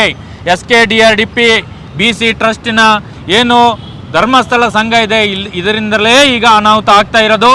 ನಾಳೆ ಇಲ್ಲಿ CM ನಿವಾಸದಲ್ಲಿ ಏನು ಸಭೆ ಕರೆದಿದ್ದಾರೆ, ಇಲ್ಲಿ ಇದರ ಬಗ್ಗೆ ಚರ್ಚೆ ಆಗಲೇಬೇಕು. ಯಾರೆಲ್ಲ NRLMSG ನಿಯಮದ ವಿರುದ್ಧವಾಗಿ ಮತ್ತು RBI ನಿಯಮ ಉಲ್ಲಂಘಿಸಿ RBI ಅನುಮತಿ ಇಲ್ಲದೆ ಯಾರೆಲ್ಲ ಮೈಕ್ರೋ ಫೈನಾನ್ಸ್ ಆಗಲಿ ಸಂಘಗಳಾಗಲಿ ಎಲ್ಲ ಬ್ಯಾನ್ ಆಗಬೇಕು. ಅಲ್ಲ ಅದು ಅಲ್ಲ, ಇವಾಗ ಅಲ್ಲೊಬ್ಬ ಕರಿಮಣಿ ಕದ್ದಾವ ಇದ್ದಾನೆ, ಕರಿಮಣಿ ಕಳ್ಳ ಬಿಡಿ. ಇವ ನೋಡಿ ಈ ಬಡ್ಡಿ ಮಕ್ಕಳು ಮಾಡಿರೋ ಕೆಲಸಕ್ಕೆ ಅಲ್ಲ ಕಂಟಿಯಾರಕ್ಕಲ್ಲ, ಇವಾಗ ಕರಿಮಣಿ ಅನ್ನೋ ಸೀಮೆ ಕಳಿಸ್ತಾ ಇದ್ದಾರೆ. ಇಂಥ ಪರಿಸ್ಥಿತಿ ಬಂತು. ಇವಾಗ ಆಲೋಚನೆ ಮಾಡಿ ಅವ್ರ ನೋವೆಷ್ಟಿರ್ಬೋದಂತ. ಇವರು ಹೋಗಿ ನೋಡ್ಬೇಕಿದಲ್ಲ ಏನೆಲ್ಲ ಆಗ್ತದೆ ಅಂತ. ಹೋಗಿ ಕಲಶ ಮಾಡಿ ದುಡ್ಡು ತನ್ನಿ ಅಂತ ಹೇಳೋದಲ್ಲ, ದೇವಮಾನವ ಅಂತ. ಇನ್ನು ಅದಕ್ಕೊಂದು ಕ್ಷೇತ್ರ ಬೇಕಾಗುತ್ತೆ. ದೇವಮಾನವ ಅಂತ ಯಾರನ್ನ ಹೇಳ್ಬಾರ್ದಲ್ಲ, ದೇವಮಾನವ ಕೇಳಬೇಕು ಎಲ್ಲೆಲ್ಲ ಏನಾಗ್ತಾ ಇದೆ, ಸರಿ ಅವ್ರಿಗೊಂದು ಹೆಲ್ಪ್ ಮಾಡೋಣ, ಅವ್ರಿಗೊಂದು ಏನೋ ಉಳಿವಾಸ ಮಾಡೋಣ ಅಂತ. ಅದೇನು ಮಾಡಲ್ಲ. ಒಂದು ಯಾವುದೋ ಒಂದು ಸೀಟು ಮನೆ ಕಟ್ಟೋದು, ದೊಡ್ಡದಾಗಿ 4 ಫೋಟೋ ಇಡೋದು, ದೊಡ್ಡ ಪಬ್ಲಿಸಿಟಿ ಮಾಡೋದು. SKDRDP ಅಧ್ಯಕ್ಷರಾಗಲಿ ಅದರ ಟ್ರಸ್ಟಿಗಳಾಗಲಿ ಸಿಬ್ಬಂದಿಗಳಾಗಲಿ ನಿಮಗೆ ನಾನು ಚಾಲೆಂಜ್ ಮಾಡ್ತಾ ಇದ್ದೇವೆ. ನಾವು ನಿಮಗೆ ತಾಕತ್ತಿದ್ದರೆ ವಾರ ಬಡ್ಡಿ ವಸೂಲು ಮಾಡಲಿಕ್ಕೆ RBI ಪರ್ಮಿಷನ್ ಕೊಟ್ಟಿರುವಂಥ ದಾಖಲೆ ತೋರಿಸಿ. ನಾವು 1.5 ವರ್ಷದಿಂದ ಕೇಳ್ತಾ ಇದ್ದೇವೆ. ನಮ್ಮ ಹತ್ರ ಎಲ್ಲ ಇದೆ ಎಲ್ಲ ಇದೆ ಎಲ್ಲ ಇದೆ ಎಲ್ಲ ಇದೆ ಅಂತ ಹೇಳ್ತಾ ಇದ್ದೀರಾ. ಎಲ್ಲಿದೆ? ಅದು ಎಲ್ಲಿದೆ ತೋರಿಸಿ. ಪಾರದರ್ಶಕ ಪದದ ಅರ್ಥ ಏನು? ಪಾರದರ್ಶಕ ಸಂಸ್ಥೆ ನಮ್ದು, ಪಾರದರ್ಶಕ ಸಂಸ್ಥೆ ನಮ್ದು. ಯಾವುದೇ ಒಂದು ಬಡ್ಡಿ ವ್ಯವಹಾರ ಹಣದ ವ್ಯವಹಾರ ಮಾಡಬೇಕಿದ್ರೆ RBI ಪರ್ಮಿಷನ್ ಬೇಕು. ಈಗಾಗಲೇ TV ಮಾಧ್ಯಮದಲ್ಲಿ ಎಲ್ಲ ಚರ್ಚೆ ಆಗ್ತಾ ಇದೆ. ಮೈಕ್ರೋ ಫೈನಾನ್ಸ್ ಯಾರೆಲ್ಲ ಈಗ ಅಕ್ರಮ ಬಡ್ಡಿ ದಂಧೆ ಮಾಡ್ತಾ ಇದ್ದಾರೆ, ಮೈಕ್ರೋ ಫೈನಾನ್ಸ್ ಆಗಲಿ ಯಾರೇ ಆಗಲಿ ಅವ್ರ ಹತ್ರ RBI ಪರ್ಮಿಷನ್ ಇಲ್ಲದೆ ಅವರು ವ್ಯವಹಾರ ಮಾಡ್ತಾ ಇದ್ದಾರೆ. ನಾವು ಕೆಲವೊಂದು ಫೈನಾನ್ಸ್ಗಳು ಮೈಕ್ರೋ ಫೈನಾನ್ಸ್ಗಳು ಈಗ ಮುಂದೆ ಬಂದು ಹೇಳ್ತಾ ಇದ್ದಾರೆ ನಾವು RBI ಪರ್ಮಿಷನ್ ಇದೆ ನಮ್ಮ ಹತ್ರ, ಹಾಗಾಗಿ ನಾವು 6 ಗಂಟೆ ನಂತರ ಹೋಗೋದಿಲ್ಲ, RBI ನಿಯಮ ಇದೆ ಅದನ್ನು ಪಾಲನೆ ಮಾಡ್ತೀವಿ. ಕೆಲವೊಂದು ಸಂಸ್ಥೆಗಳು ಈ RBI ನಿಯಮ ಉಲ್ಲಂಘನೆ ಮಾಡಿ ಪರ್ಮಿಷನ್ ಇಲ್ಲದೆ ಬಡ್ಡಿ ವ್ಯವಹಾರ ಮಾಡ್ತಾ ಇದ್ದಾರೆ, ಅವರು ನಮ್ಮ ಹೆಸರಿನೆಲ್ಲ ಕೆಡಿಸ್ತಾ ಇದ್ದಾರೆ. ದಯವಿಟ್ಟು ಮತ್ತೆ ಹೇಳ್ತಾ ಇದ್ದೀವಿ, ಮೈಕ್ರೋ ಫೈನಾನ್ಸ್ಗಳು ಯಾರೆಲ್ಲ RBI ಪರ್ಮಿಷನ್ ತಗೊಂಡು ಈಗ ಮೈಕ್ರೋ ಫೈನಾನ್ಸ್ ಮಾಡ್ತಾ ಇದ್ದಾರೆ ಅವರೆಲ್ಲ ದಯವಿಟ್ಟು ನಮ್ಮನ್ನು ಸಂಪರ್ಕಿಸಿ. ನಿಮಗೆ ಧರ್ಮಸ್ಥಳ ಸಂಘ SKDRDPಯಲ್ಲಿ ಅಕ್ರಮ ಬಡ್ಡಿ ದಂಧೆ ಮಾಡ್ತಾ ಇದ್ದಾರೆ ಅಂತ ಅನ್ನೋದಕ್ಕೆ ಎಲ್ಲ ದಾಖಲೆಗಳು ನಮ್ಮ ಹತ್ರ ಇದೆ. ನೀವು ಅದರ ಬಗ್ಗೆ ಕೇಸ್ ಮಾಡಿ. ನಾವು ಕೂಡ ಕೇಸ್ ಮಾಡಿದ್ದೀವಿ. ಹೈಕೋರ್ಟಿಂದ ಆದೇಶ ಆಗಿದೆ, ಅವರ ವಿರುದ್ಧ ತನಿಖೆ ಆಗಬೇಕು ಅಂತ. ಎಲ್ಲೂ ಕೂಡ ಅವರ ಮಾತು ಬರೋದಿಲ್ಲ, ಅವರ ಮಾತು ಎತ್ತಾ ಇಲ್ಲ. ಯಾಕೆ? ಧರ್ಮಸ್ಥಳ ಸಂಘ SKDRDP ವಿರುದ್ಧ ಮಾತಾಡಬಾರ್ದ? ನಾವು ಮಾತಾಡಬಾರ್ದ? ಮುಖ್ಯಮಂತ್ರಿಗಳೇ ನೀವು ಕೂಡ ನಾಳೆ ಏನು ಮೀಟಿಂಗ್ ಮಾಡ್ತಾ ಇದ್ದೀರಾ, SKDRDP ಧರ್ಮಸ್ಥಳ ಸಂಘದ ಬಗ್ಗೆ ಕೂಡ ಮಾತಾಡಬೇಕು. ಎಲ್ಲ ನಾವು ದಾಖಲೆ ಕೊಟ್ಟಿದ್ದೇವೆ, ನೀವು ಅದರ ಬಗ್ಗೆ ಮಾತಾಡಲೇಬೇಕು. ಆದಷ್ಟು ಏನು ಈಗ RBI ನಿಯಮ ಉಲ್ಲಂಘನೆ ಮಾಡಿರುವಂಥ RBI ಪರ್ಮಿಷನ್ ಇಲ್ಲದಿರುವಂಥ ಎಲ್ಲ ಸಂಘವನ್ನಾಗಲಿ ಮೈಕ್ರೋ ಫೈನಾನ್ಸ್ ಆಗಲಿ ಸಂಘಗಳನ್ನು ಬ್ಯಾನ್ ಮಾಡಲೇಬೇಕು. ಇದು ಇಲ್ಲಾಂದ್ರೆ ನಾವು ಇನ್ನು ದೊಡ್ಡ ಮಟ್ಟದ ಹೋರಾಟ ಮಾಡ್ತೇವೆ. ನಾವು ಎಲ್ಲರ ವಿರುದ್ಧ, ನಾವು ಅದು ಆ ಸಂಘ ಈ ಸಂಘ ಅದರ ವಿರುದ್ಧ ಅಂತ ನಾವು ಮಾಡ್ತಾ ಇಲ್ಲ. ಧರ್ಮಸ್ಥಳ ಸಂಘ 99% ಏನು ಈಗ ಮೈಕ್ರೋ ಫೈನಾನ್ಸ್ ಅಂತ ಕಿರುಕುಳ ಅಂತ ಬರ್ತಾ ಇದೆ ಎಲ್ಲ ಧರ್ಮಸ್ಥಳ ಸಂಘದಿಂದಲೇ ಆಗ್ತಾ ಇರೋದು. ನಾವು ಎಲ್ಲ ಕಡೆ ಭೇಟಿ ಕೊಟ್ಟು ಮಾಹಿತಿ ಪಡ್ಕೊಂಡಿದ್ದೇವೆ. ಎಲ್ಲ ದಾಖಲೆಗಳು ನಮ್ಮ ಹತ್ರ ಇದೆ, ಈಗಾಗಲೇ ಪ್ರಸಾರ ಮಾಡಿದ್ದೇವೆ. ನಮ್ಮ ಮಾಧ್ಯಮವನ್ನು ಮುಚ್ಚೋದಿಕ್ಕೆ ತುಂಬ ಪ್ರಯತ್ನ ಮಾಡ್ತಾ ಇದ್ದಾರೆ. ಹಾಗಾಗಿ ನಾವು ಬಿಡುವುದಿಲ್ಲ, ನಾವು ಬಿಡೋದೇ ಇಲ್ಲ. ಇನ್ನು ಮುಂದೆ ದೊಡ್ಡ ಮಟ್ಟದ ಹೋರಾಟಗಳು, ದಂಗೆಗಳು ನಡೀತಾ ಇದೆ. ಇದಕ್ಕೆಲ್ಲ ಮೂಲ ಕಾರಣ ಆಗ್ತೀರಾ ಮುಖ್ಯಮಂತ್ರಿಗಳೇ. ನೀವು ಇದನ್ನು ಏನಾದರೂ ಒಂದು ಪರಿಹಾರ ಮಾಡಬೇಕು. RBI ನಿಯಮ ಉಲ್ಲಂಘಿಸಿ ಪರ್ಮಿಷನ್ ಇಲ್ಲದೆ ಯಾವುದೆಲ್ಲ ಸಂಘಗಳಿದ್ದಾರೆ, ಮೈಕ್ರೋ ಫೈನಾನ್ಸ್ ಇದ್ದಾವೆ, ಎಲ್ಲ ಬ್ಯಾನ್ ಆಗಬೇಕು. ಇವತ್ತು ನೋಡಿ ಬೆಳಗಾಮಲ್ಲಿ DC ಅವರು ಒಳ್ಳೆ ಒಂದು ಹೇಳಿಕೆಯನ್ನು ಕೊಟ್ಟಿದ್ದಾರೆ. ಅವರಿಗೊಂದು ಅಭಿನಂದನೆಗಳು. ಹೆಂಗೋ ನಾವು ಅಲ್ಲಿ ಹೋಗೋ ತಾನೇ ಹೆಣ್ಣು ಮಕ್ಕಳನ್ನು ಕಳಿಸಿರೋದು ಹೊಡಿಲಿಕ್ಕೋಸ್ಕರ, ಆಮೇಲೆ ಅಲ್ಲಿಂದ ಓಡಿ ಹೋದ ಅಂತ ಸುದ್ದಿ ಮಾಡಿದ್ರಲ್ಲ ನೀವೆಲ್ಲ. ಅದೇ ಬೆಳಗಾಂ ಜಿಲ್ಲೆಗೆ ಒಳ್ಳೆ ಖುಷಿಯಾಗಿ ಸಂತೋಷದ ವಿಷಯ ಅಂತ ಹೇಳ್ಬೋದು. ನನಗೂ ನಮ್ಮ ಹೋರಾಟ ತುಂಬ ಸಂತೋಷ ಆಗಿದೆ. ಯಾರು ಮನೆಗೆ ಹೋಗಿ ದುಡ್ಡನ್ನು ಕಾನೂನು ಚೌಕಟ್ಟು ಮೀರಿ ಕಲೆಕ್ಷನ್ ಮಾಡಲಿಕ್ಕಿಲ್ಲ. ಇನ್ನೇನು ಬೇಕು ನಿಮಗೆ? ಇದೇ ರೀತಿಯಲ್ಲಿ ಒಂದು DC ಅಲ್ಲ, ಕರ್ನಾಟಕ ರಾಜ್ಯದಲ್ಲಿ ಎಷ್ಟು DC ಇದ್ದಾರೆ ಪ್ರತಿಯೊಬ್ಬರು ಆದೇಶ ಮಾಡ್ತಾ ಇರ್ತಾರೆ. ಮೈಸೂರು SP ಅವರು ನಿನ್ನೆಲ್ಲ ಒಂದು ಆದೇಶ ಮಾಡಿದಾರಂತೆ, ಏನೇ ದೂರ ಬಂದರೂ ತಗೊಳ್ಬೇಕಂತ ಹೇಳಿ. ಮತ್ತು ಕೆಲವೊಂದು ಪೊಲೀಸರಿಗೆ ಹೇಳ್ತಾ ಇದ್ದೀವಿ, ನಿಮ್ಮಲ್ಲಿ ವಿನಂತಿಸಿಕೊಳ್ತಾ ಇದ್ದೀವಿ, ಕಿಟ್ಟು ಪ್ರಭಾವ ಸರ್, ಕಿಟ್ಟದ ಪ್ರಭಾವವನ್ನು ಇಲ್ಲಿ ಬೆಳೆಸಬೇಡಿ ಸ್ವಾಮಿ. ನೀವು ತಗೊಳ್ಳಿ, ಬೇಡ ಅಂತ ನಾವು ಹೇಳಲ್ಲ. ನಿಮಗೂ ಕಷ್ಟ ಇರ್ಬೋದು, ತಗೊಳ್ಳಿ. SP ಅವರು DC ಅವರು ಹೇಳ್ತಾರೆ ಕಾನೂನು ಚೌಕಟ್ಟಲ್ಲಿ ಪೊಲೀಸ್ ಸ್ಟೇಷನ್ ಅಲ್ಲಿ ಕಂಪ್ಲೇಂಟ್ ತಗೊಳ್ಳಲ್ಲ. ಏನಕ್ಕೋಸ್ಕರ ನಾವು ಕರೆ ಮಾಡಬೇಕು? ಏನಕ್ಕೋಸ್ಕರ ಕೇಳಬೇಕು? ಮೊನ್ನೆ ಒಂದು ಯಾವುದೊಂದು ಠಾಣೆಯಿಂದ ಉಡುಪಿ ಕಡೆಯಿಂದ ತುಂಬ ಚೆನ್ನಾಗಿ ಮಾತಾಡೋರು ಅವರು. ಓಕೆ, ಸಬ್ ಇನ್ಸ್ಪೆಕ್ಟರ್ ಎಲ್ಲ ಮಾತಾಡಿ ಅವರಿಗೆ ಬಂದವರಿಗೂ ಒಂದು ಒಳ್ಳೆ ರೀತಿ ಒಂದು ವ್ಯವಸ್ಥೆ ಮಾಡಿಕೊಟ್ಟಿದ್ದಾರೆ. ನೀವು ಏನಕ್ಕೋಸ್ಕರ ಸ್ವಾಮಿ ಇಂಥವ್ರನ್ನ ಬೆಳೆಸಬೇಕು? ಅವ್ರಿಗೆ ಕೇಳಿ. ನೀವು ಏನು ನಿಮಗೆ ಕಿಟ್ಟು ಕೊಡುವವರು, ಧೈರ್ಯ ಕೊಡುವವರು ಏನೋ ಕೊಡ್ತಾ ಇದ್ದಾರಲ್ಲ ಅವ್ರಿಗೆ ಕೇಳಿ. ನೀವು ಕೊಡಿ, ಬೇಡ ಅಂತ ಹೇಳಲ್ಲ, ತಗೊಳ್ತೀವಿ. ಆದರೆ ಈ ಬಡ್ಡಿದಂತೆ ವಿಷಯದಲ್ಲಿ ಇಷ್ಟೆಲ್ಲ ಸುದ್ದಿ ಆಗ್ತಾ ಇದೆ, ನಿಮ್ಮ ದಾಖಲೆ ಇದೆಯಾ? ಒಂದು ತನ್ನಿ ಅಂತ ಕೇಳ್ಬೋದಲ್ಲ. ಏನಕ್ಕೋಸ್ಕರ ಕೇಳ್ತಾ ಇಲ್ಲ ಸ್ವಾಮಿ? RBI ಪರ್ಮಿಷನ್ ಲೆಟರ್ ಇಲ್ಲದೆ ₹1 ಕಟ್ಲಿಕ್ಕೆ ಹೋಗಬೇಡಿ ಯಾರು ಕೂಡ. ಏನು RBI ಪರ್ಮಿಷನ್ ಲೆಟರ್ ಬೇಕು. RBI ಪರ್ಮಿಷನ್ ಇಲ್ಲದೆ ಯಾವುದೋ ಬಡ್ಡಿ ವ್ಯವಹಾರ ಮಾಡ್ಲಿಕ್ಕಿಲ್ಲ. ಯಾರೇ ಆಗಲಿ, ಮೈಕ್ರೋ ಫೈನಾನ್ಸ್ ಆಗಲಿ, ಧರ್ಮಸ್ಥಳ ಸಂಘ ಆಗಲಿ, ಯಾರು ಕೂಡ RBI ಪರ್ಮಿಷನ್ ಇಲ್ಲದೆ ಬಡ್ಡಿ ವ್ಯವಹಾರ ಮಾಡಲಿಕ್ಕಿಲ್ಲ. RBI ಪರ್ಮಿಷನ್ ಲೆಟರ್ ಇದ್ದರೆ ತೋರಿಸಿ, ನೋಡಿದ ಮೇಲೆ ನೀವು ಕಟ್ಟಿ ಬೇಕಿದ್ರೆ. ಮತ್ತೆ ನಿಮಗೆ ನಾವು 1.5 ವರ್ಷದಿಂದ ಹೇಳ್ತಾ ಇದ್ದೀವಿ, ನಿಮಗೆ ಸ್ವಸಹಾಯ ಸಂಘದ ಪಾಸ್ ಪುಸ್ತಕ ಕೊಡಬೇಕು, ಉಳಿತಾಯಕ್ಕೆ ಪಾಸ್ ಪುಸ್ತಕ ಕೊಡಬೇಕು, ಏನು ಭದ್ರತೆ ಅಂತ ಇನ್ಶೂರೆನ್ಸ್ ಅದು ಇದು ಮಾಡಲಿಕ್ಕಿಲ್ಲ. RBIಯಲ್ಲಿ ಆ ರೂಲ್ಸ್ ಇಲ್ಲ. ಆದರೆ ಇಲ್ಲಿ ಅದು ಮಾಡಬೇಕು, ಇದು ಮಾಡಬೇಕು ಅಂತ ಮಾಡ್ತಾ ಇದ್ದಾರೆ. ಯಾಕಂದರೆ ನೋಡಿ, 1-2 ಲಕ್ಷ 3 ಲಕ್ಷ ಸಾಲ ತಗೊಂಡ್ರು ಕೂಡ ಇಲ್ಲಿ ಭದ್ರತೆ ಅಂತ ಹೇಳ್ತಾರೆ ಸರ್. ಒಂದು ಕಂತು ಕಟ್ಟಿಲ್ಲ ಅಂದ್ರೂ ಕೂಡ ಸಾಲ ಈಗ ಕಟ್ಟದೆ ತುಂಬ ಜನ ಹಾಕುತ್ತಿದ್ದಾರೆ. ಹಾಗಾದ್ರೆ ಇಲ್ಲಿ ಭದ್ರತೆ ಮಾಡಿ ಏನು ಮಾಡ್ತೀರಾ ನೀವು? ಏನು ಮಾಡಿದ್ದೀರಾ ಈಗ? 1.5 ವರ್ಷದಿಂದ ಭದ್ರತೆ, ಇನ್ಶೂರೆನ್ಸ್ ಅದು ಇದು ಅಂತ ಹೇಳ್ತೀರಲ್ಲ ನೀವು. ಯಾರ ಮೇಲೆ ಕೂಡ ಕಂಪ್ಲೇಂಟ್ ಯಾಕೆ ಮಾಡಲಿಲ್ಲ? 15 ಲಕ್ಷ ಜನ ಈಗ ನಿಲ್ಸಿದವರು ಇದ್ದಾರಲ್ಲ, ಒಬ್ಬರ ಮೇಲೆ ನೀವು ಕಂಪ್ಲೇಂಟ್ ಮಾಡಿ ನೋಡುವ ಸಿವಿಲ್ ಕೋರ್ಟಲ್ಲಿ. ಯಾಕೆ ಮಾಡಲಿಲ್ಲ? ನಿಮ್ಮ ಹತ್ರ ಪರ್ಮಿಷನ್ ಇಲ್ಲ ಅಲ್ವಾ, ಅದಕ್ಕೆ ಮಾಡಲಿಲ್ಲ. ಹೌದು, ಮಾಡಿದ್ರೆ ಅವರೇ ಸಿಕ್ಕಾಕೊಳ್ತಾರೆ. ನಮ್ಮ ಯೂಟ್ಯೂಬ್ ಅವರು ಅವ್ರನ್ನೆಲ್ಲ ಬಂದ್ ಮಾಡ್ತಾ ಇದ್ದೀರಲ್ಲ, ಇದೇ ಥರ ನಿಮಗೂ ಹಾಕ್ಬೋದಿತ್ತಲ್ಲ, ಯಾಕೆ ಹೋಗ್ತಾ ಇಲ್ಲ? ನಮ್ಮ ಮೇಲೆ ಮಾಡ್ತಿಲ್ಲ, ನಮ್ಮೇಲೆ ಆಗ್ಬೋದಿತ್ತಲ್ಲ. ಇವಾಗ ಸಂಘ ಸಾಲ ಕಟ್ಟುವುದನ್ನು ನಿಲ್ಲಿಸುವುದರ ಮೇಲೆ ನೀವು ಯಾಕೆ ಕಂಪ್ಲೇಂಟ್ ಮಾಡಲಿಲ್ಲ? ಕೋರ್ಟ್ಗೆ ಹಾಕ್ಲಿಲ್ಲ ಅವರ ಮೇಲೆ ಸಾಲ ಕಟ್ಟುವುದಿಲ್ಲ ಅಂತ? ಯಾಕೆ? ನಿಮ್ಮ ಹತ್ರ ಏನು ಪರ್ಮಿಷನ್ ಇಲ್ವಾ? ಅಲ್ಲ, ಅವರ ಹತ್ರ ಇರುವಂತ 20 ರೂಪಾಯಿ ಪೆನ್ನು, 10 ರೂಪಾಯಿ ಅಥವಾ 20 ರೂಪಾಯಿ ಪುಸ್ತಕ, 10 ರೂಪಾಯಿ ಪೆನ್ನಲ್ಲಿ ಬರೆದು ಏನು ಮಾಡಲಿಕ್ಕೆ ಸ್ವಾಮಿ? ನಾನು 1 ವರ್ಷ ಹಿಂದೆ ಎಲ್ಲೇ ಸುಳ್ಯ ಗುತ್ತಿಯಾರ ಸಭೆಯಲ್ಲಿ ಹೇಳಿದ್ದೀನಿ, 20 ರೂಪಾಯಿ ಪುಸ್ತಕ, 10 ರೂಪಾಯಿ ಪೆನ್ನಲ್ಲಿ ಏನೂ ನಿಮಗೆ ಮಾಡಲಿಕ್ಕೆ ಆಗಲ್ಲ ಅಂತ. ಇವಾಗ ನಮ್ಮ ಜನತೆ ಗೊತ್ತಾಯ್ತಾ ಅವತ್ತು ಹೇಳಿರೋದು ಸರಿ ಅಂತ? ಇನ್ನೂ ಅರ್ಥ ಮಾಡ್ಕೊಳ್ಳಿ ನೀವು. ಇವತ್ತು ಯಾರು ಸಹ ಕಷ್ಟ ಆಗ್ತದೆ ಅಂತ ನಿಲ್ಲಿಸಿ ಅಂತ ಹೇಳ್ತಾ ಇದ್ದೀನಿ. ಸ್ಥಳೀಯ ಠಾಣೆ ಹೋಗಿ ದೂರು ಕೊಡಿ. ಠಾಣೆಯವರು ತಗೊಳ್ಳೋದು ನೋಡಿ, IG ಅವರು ಇದ್ದಾರೆ, ಕೊಡಿ ಅವರಿಗೆ. ಅವರೇ ಆದೇಶ ಮಾಡಿದ್ದಾರೆ, ಅದರ ಕಾಪಿಯನ್ನೆಲ್ಲ ಕೊಡ್ತೇವೆ. ಮತ್ತೆ ಹೇಳ್ತಾ ಇದ್ದೀವಿ, SKDRDP ಧರ್ಮಸ್ಥಳ ಸಂಘ, ಧರ್ಮಸ್ಥಳ ಗ್ರಾಮಾಭಿವೃದ್ಧಿ ಯೋಜನೆ ವಿರುದ್ಧ ಹೈಕೋರ್ಟಿಂದ ತನಿಖೆಗೆ ಆದೇಶ ಆಗಿದೆ. ಅದು ಕೂಡ ಹಿಂದಿನ ಆದೇಶವನ್ನು ಎತ್ತಿ ಹಿಡಿದು ತನಿಖೆ ಮಾಡಬೇಕು, ಇದರ ವರದಿ ಕೊಡಬೇಕು ಅಂತ ಆದೇಶ ಮಾಡಿದೆ. ಅದಕ್ಕೋಸ್ಕರ ಎಲ್ಲ ಠಾಣೆಗಳಿಗೂ ಈಗ ನೊಂದವರು, ಧರ್ಮಸ್ಥಳ ಸಂಘದಿಂದ ಮೋಸದವರು ಕಂಪ್ಲೇಂಟ್ ಕೊಡ್ತಾ ಇದ್ದಾರೆ. ಆದರೆ ಅಲ್ಲಿ ಪೊಲೀಸ್ ಸ್ಟೇಷನ್ಗಳಿಗೆ ಕಿಟ್ ಕೊಟ್ಟು ಕಂಪ್ಲೇಂಟ್ ತಗೊಳ್ಳೋದಾಗೆ ಮಾಡ್ತಾ ಇದ್ದಾರೆ. ಎಲ್ಲರೂ ಕಂಪ್ಲೇಂಟ್ ಕೊಡಿ, ಕಂಪ್ಲೇಂಟ್ ಕೊಟ್ಟಿಲ್ಲ ಅಂದರೆ ನಮಗೆ ಕಾಲ್ ಮಾಡಿ, ನಾವು ಅದರ ಬಗ್ಗೆ ಮಾತಾಡ್ತೀವಿ ಪೊಲೀಸ್ ಸ್ಟೇಷನಲ್ಲಿ. ಅಲ್ಲ, ಠಾಣೆಗೆ ಹೋಗುವಾಗ SKDRDP ಸಂಸ್ಥೆ, ಶ್ರೀ ಕ್ಷೇತ್ರ ಧರ್ಮಸ್ಥಳ ಗ್ರಾಮಾಭಿವೃದ್ಧಿ ಯೋಜನೆ ಸಂಸ್ಥೆ, ನಾವು ಆ ಸಂಸ್ಥೆ ಮೇಲೆ ಕೊಡಬೇಕಾ? ಅಲ್ಲಿ ಯಾರಾದರೂ ಮನೆಗೆ ಬಂದವರ ಮೇಲೆ ಕೊಡಬೇಕಾ ನಾವು? ಸರ್, ಇವತ್ತು ಬಂದವರು ನಾಳೆ ಬರೋದಿಲ್ಲ, ನಾವು ಹೆಂಗ್ ಕೊಡೋಕ್ಕಾಗತ್ತೆ? ಅದು ಕೊಟ್ಟರು ಇಲ್ಲಲ್ಲ, ಅದ್ರ ಮೇಲೆ ಕೊಡಬಾರ್ದು. ನೀವು ಮ್ಯಾನೇಜ್ ಮೇಲೆ ಕೊಡಿ. ಮ್ಯಾನೇಜರ್ ಇದ್ದಾರೆ, ಸೇವಾ ಪ್ರತಿ ಅವ್ರು ಇರ್ತಾರ, ನಾಳೆ ಅವರು ರಿಜಿಸ್ಟರ್ ಆಗಿದೆಯಾ? ಏನು ಇದು ಆ ಉದ್ಯೋಗಿ ಅಂತ ಮಾಡಿದ್ದೀರಾ? ಏನು ಬೆಂಡೆಕಾಯಿ ಮಾಡಿಲ್ಲ ತಾನೇ?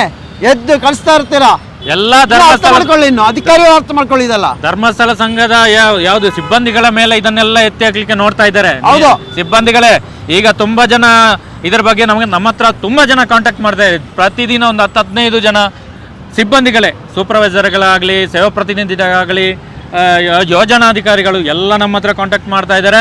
ತುಂಬ ಜನ ಕಂಪ್ಲೇಂಟ್ ಕೂಡ ಕೊಟ್ಟಿದ್ದಾರೆ, ನಮಗೆ ಈ ಥರ ಕಿರುಕುಳ ಕೊಟ್ಟಿದ್ದಾರೆ, ಈ ಥರ ನಮಗೆ ಆದೇಶ ಮಾಡ್ತಾ ಇದ್ದಾರೆ.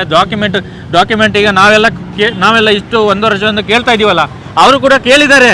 ಅವ್ರಿಗೆ ಕೂಡ ಒಂದೇ ಉತ್ತರ, ನೀವು ಸಾಲ ಕೊಟ್ಟಿದ್ದೀರಾ ವಸೂಲ್ ಮಾಡಿ, ನೀವು ಸಾಲ ಕೊಟ್ಟಿದ್ದೀರಲ್ಲ ವಸೂಲ್ ಮಾಡಿ, ಅಷ್ಟೇ ಬಿಟ್ರೆ ಯಾವುದೇ ದಾಖಲೆಗಳನ್ನು ಅವರಿಗೆ ಕೊಡ್ತಾ ಇಲ್ಲ. ಈಗ ಅವರಿಗೆ 1 ವರ್ಷದಿಂದ ಕೇಳಿ ಕೇಳಿ ಕೇಳಿ ಕೇಳಿ ಅವ್ರಿಗೆ ಈಗ ಅರ್ಥ ಆಗಿದೆ, ಇವ್ರ ಹತ್ರ ಏನಿಲ್ಲ, ನಮ್ಮನ್ನು ದುಡಿಸಿ ನಮ್ಮನ್ನು ಬಲಿಪಶು ಮಾಡಿ ಇವರಲ್ಲಿ ಕೋಟಿ ಸಾವಿರಾರು ಕೋಟಿ ಸಂಪಾದನೆ ಮಾಡ್ತಾ ಇದ್ದಾರೆ. ವರ್ಷಕ್ಕೆ 40,000 ರಿಂದ 50,000 ಕೋಟಿ, ಈಗ ನಾವು 20,000 ಕೋಟಿ ಅಂತ ಹೇಳ್ತಾ ಇದ್ದೀವಿ. ಈಗ ಅದಕ್ಕಿಂತ ಜಾಸ್ತಿಯೇ ಇದೆ ಲೆಕ್ಕಾಚಾರ ನೋಡುವಾಗ. 20,000 ಕೋಟಿ ಅಲ್ಲ, 50,000 ಕೋಟಿ ವರ್ಷಕ್ಕೆ ನಮ್ಮ ರಾಜ್ಯ ಸರ್ಕಾರದ ಏನು ಆದಾಯದ ಕಾಲು ಭಾಗ, ಏನು ಬಜೆಟ್ನ ಕಾಲು ಭಾಗದಷ್ಟು ಇವರು ಬರೀ ಲಾಭ ಮಾಡ್ತಾ ಇದ್ದಾರೆ. ಅದು ಕೂಡ ಬರೀ ಕ್ಯಾಶ್, ಯಾವುದೇ ಟ್ಯಾಕ್ಸ್ ಇಲ್ಲ, ಯಾವುದೇ ಪರ್ಮಿಷನ್ ಇಲ್ಲ, ಯಾವುದೇ ದಾಖಲೆ ಇಲ್ಲ, ಎಲ್ಲೂ ಕೂಡ ರಿಜಿಸ್ಟರ್ ಆಗಿಲ್ಲ. ಅದು ಬೇಕಂತಿಲ್ಲ.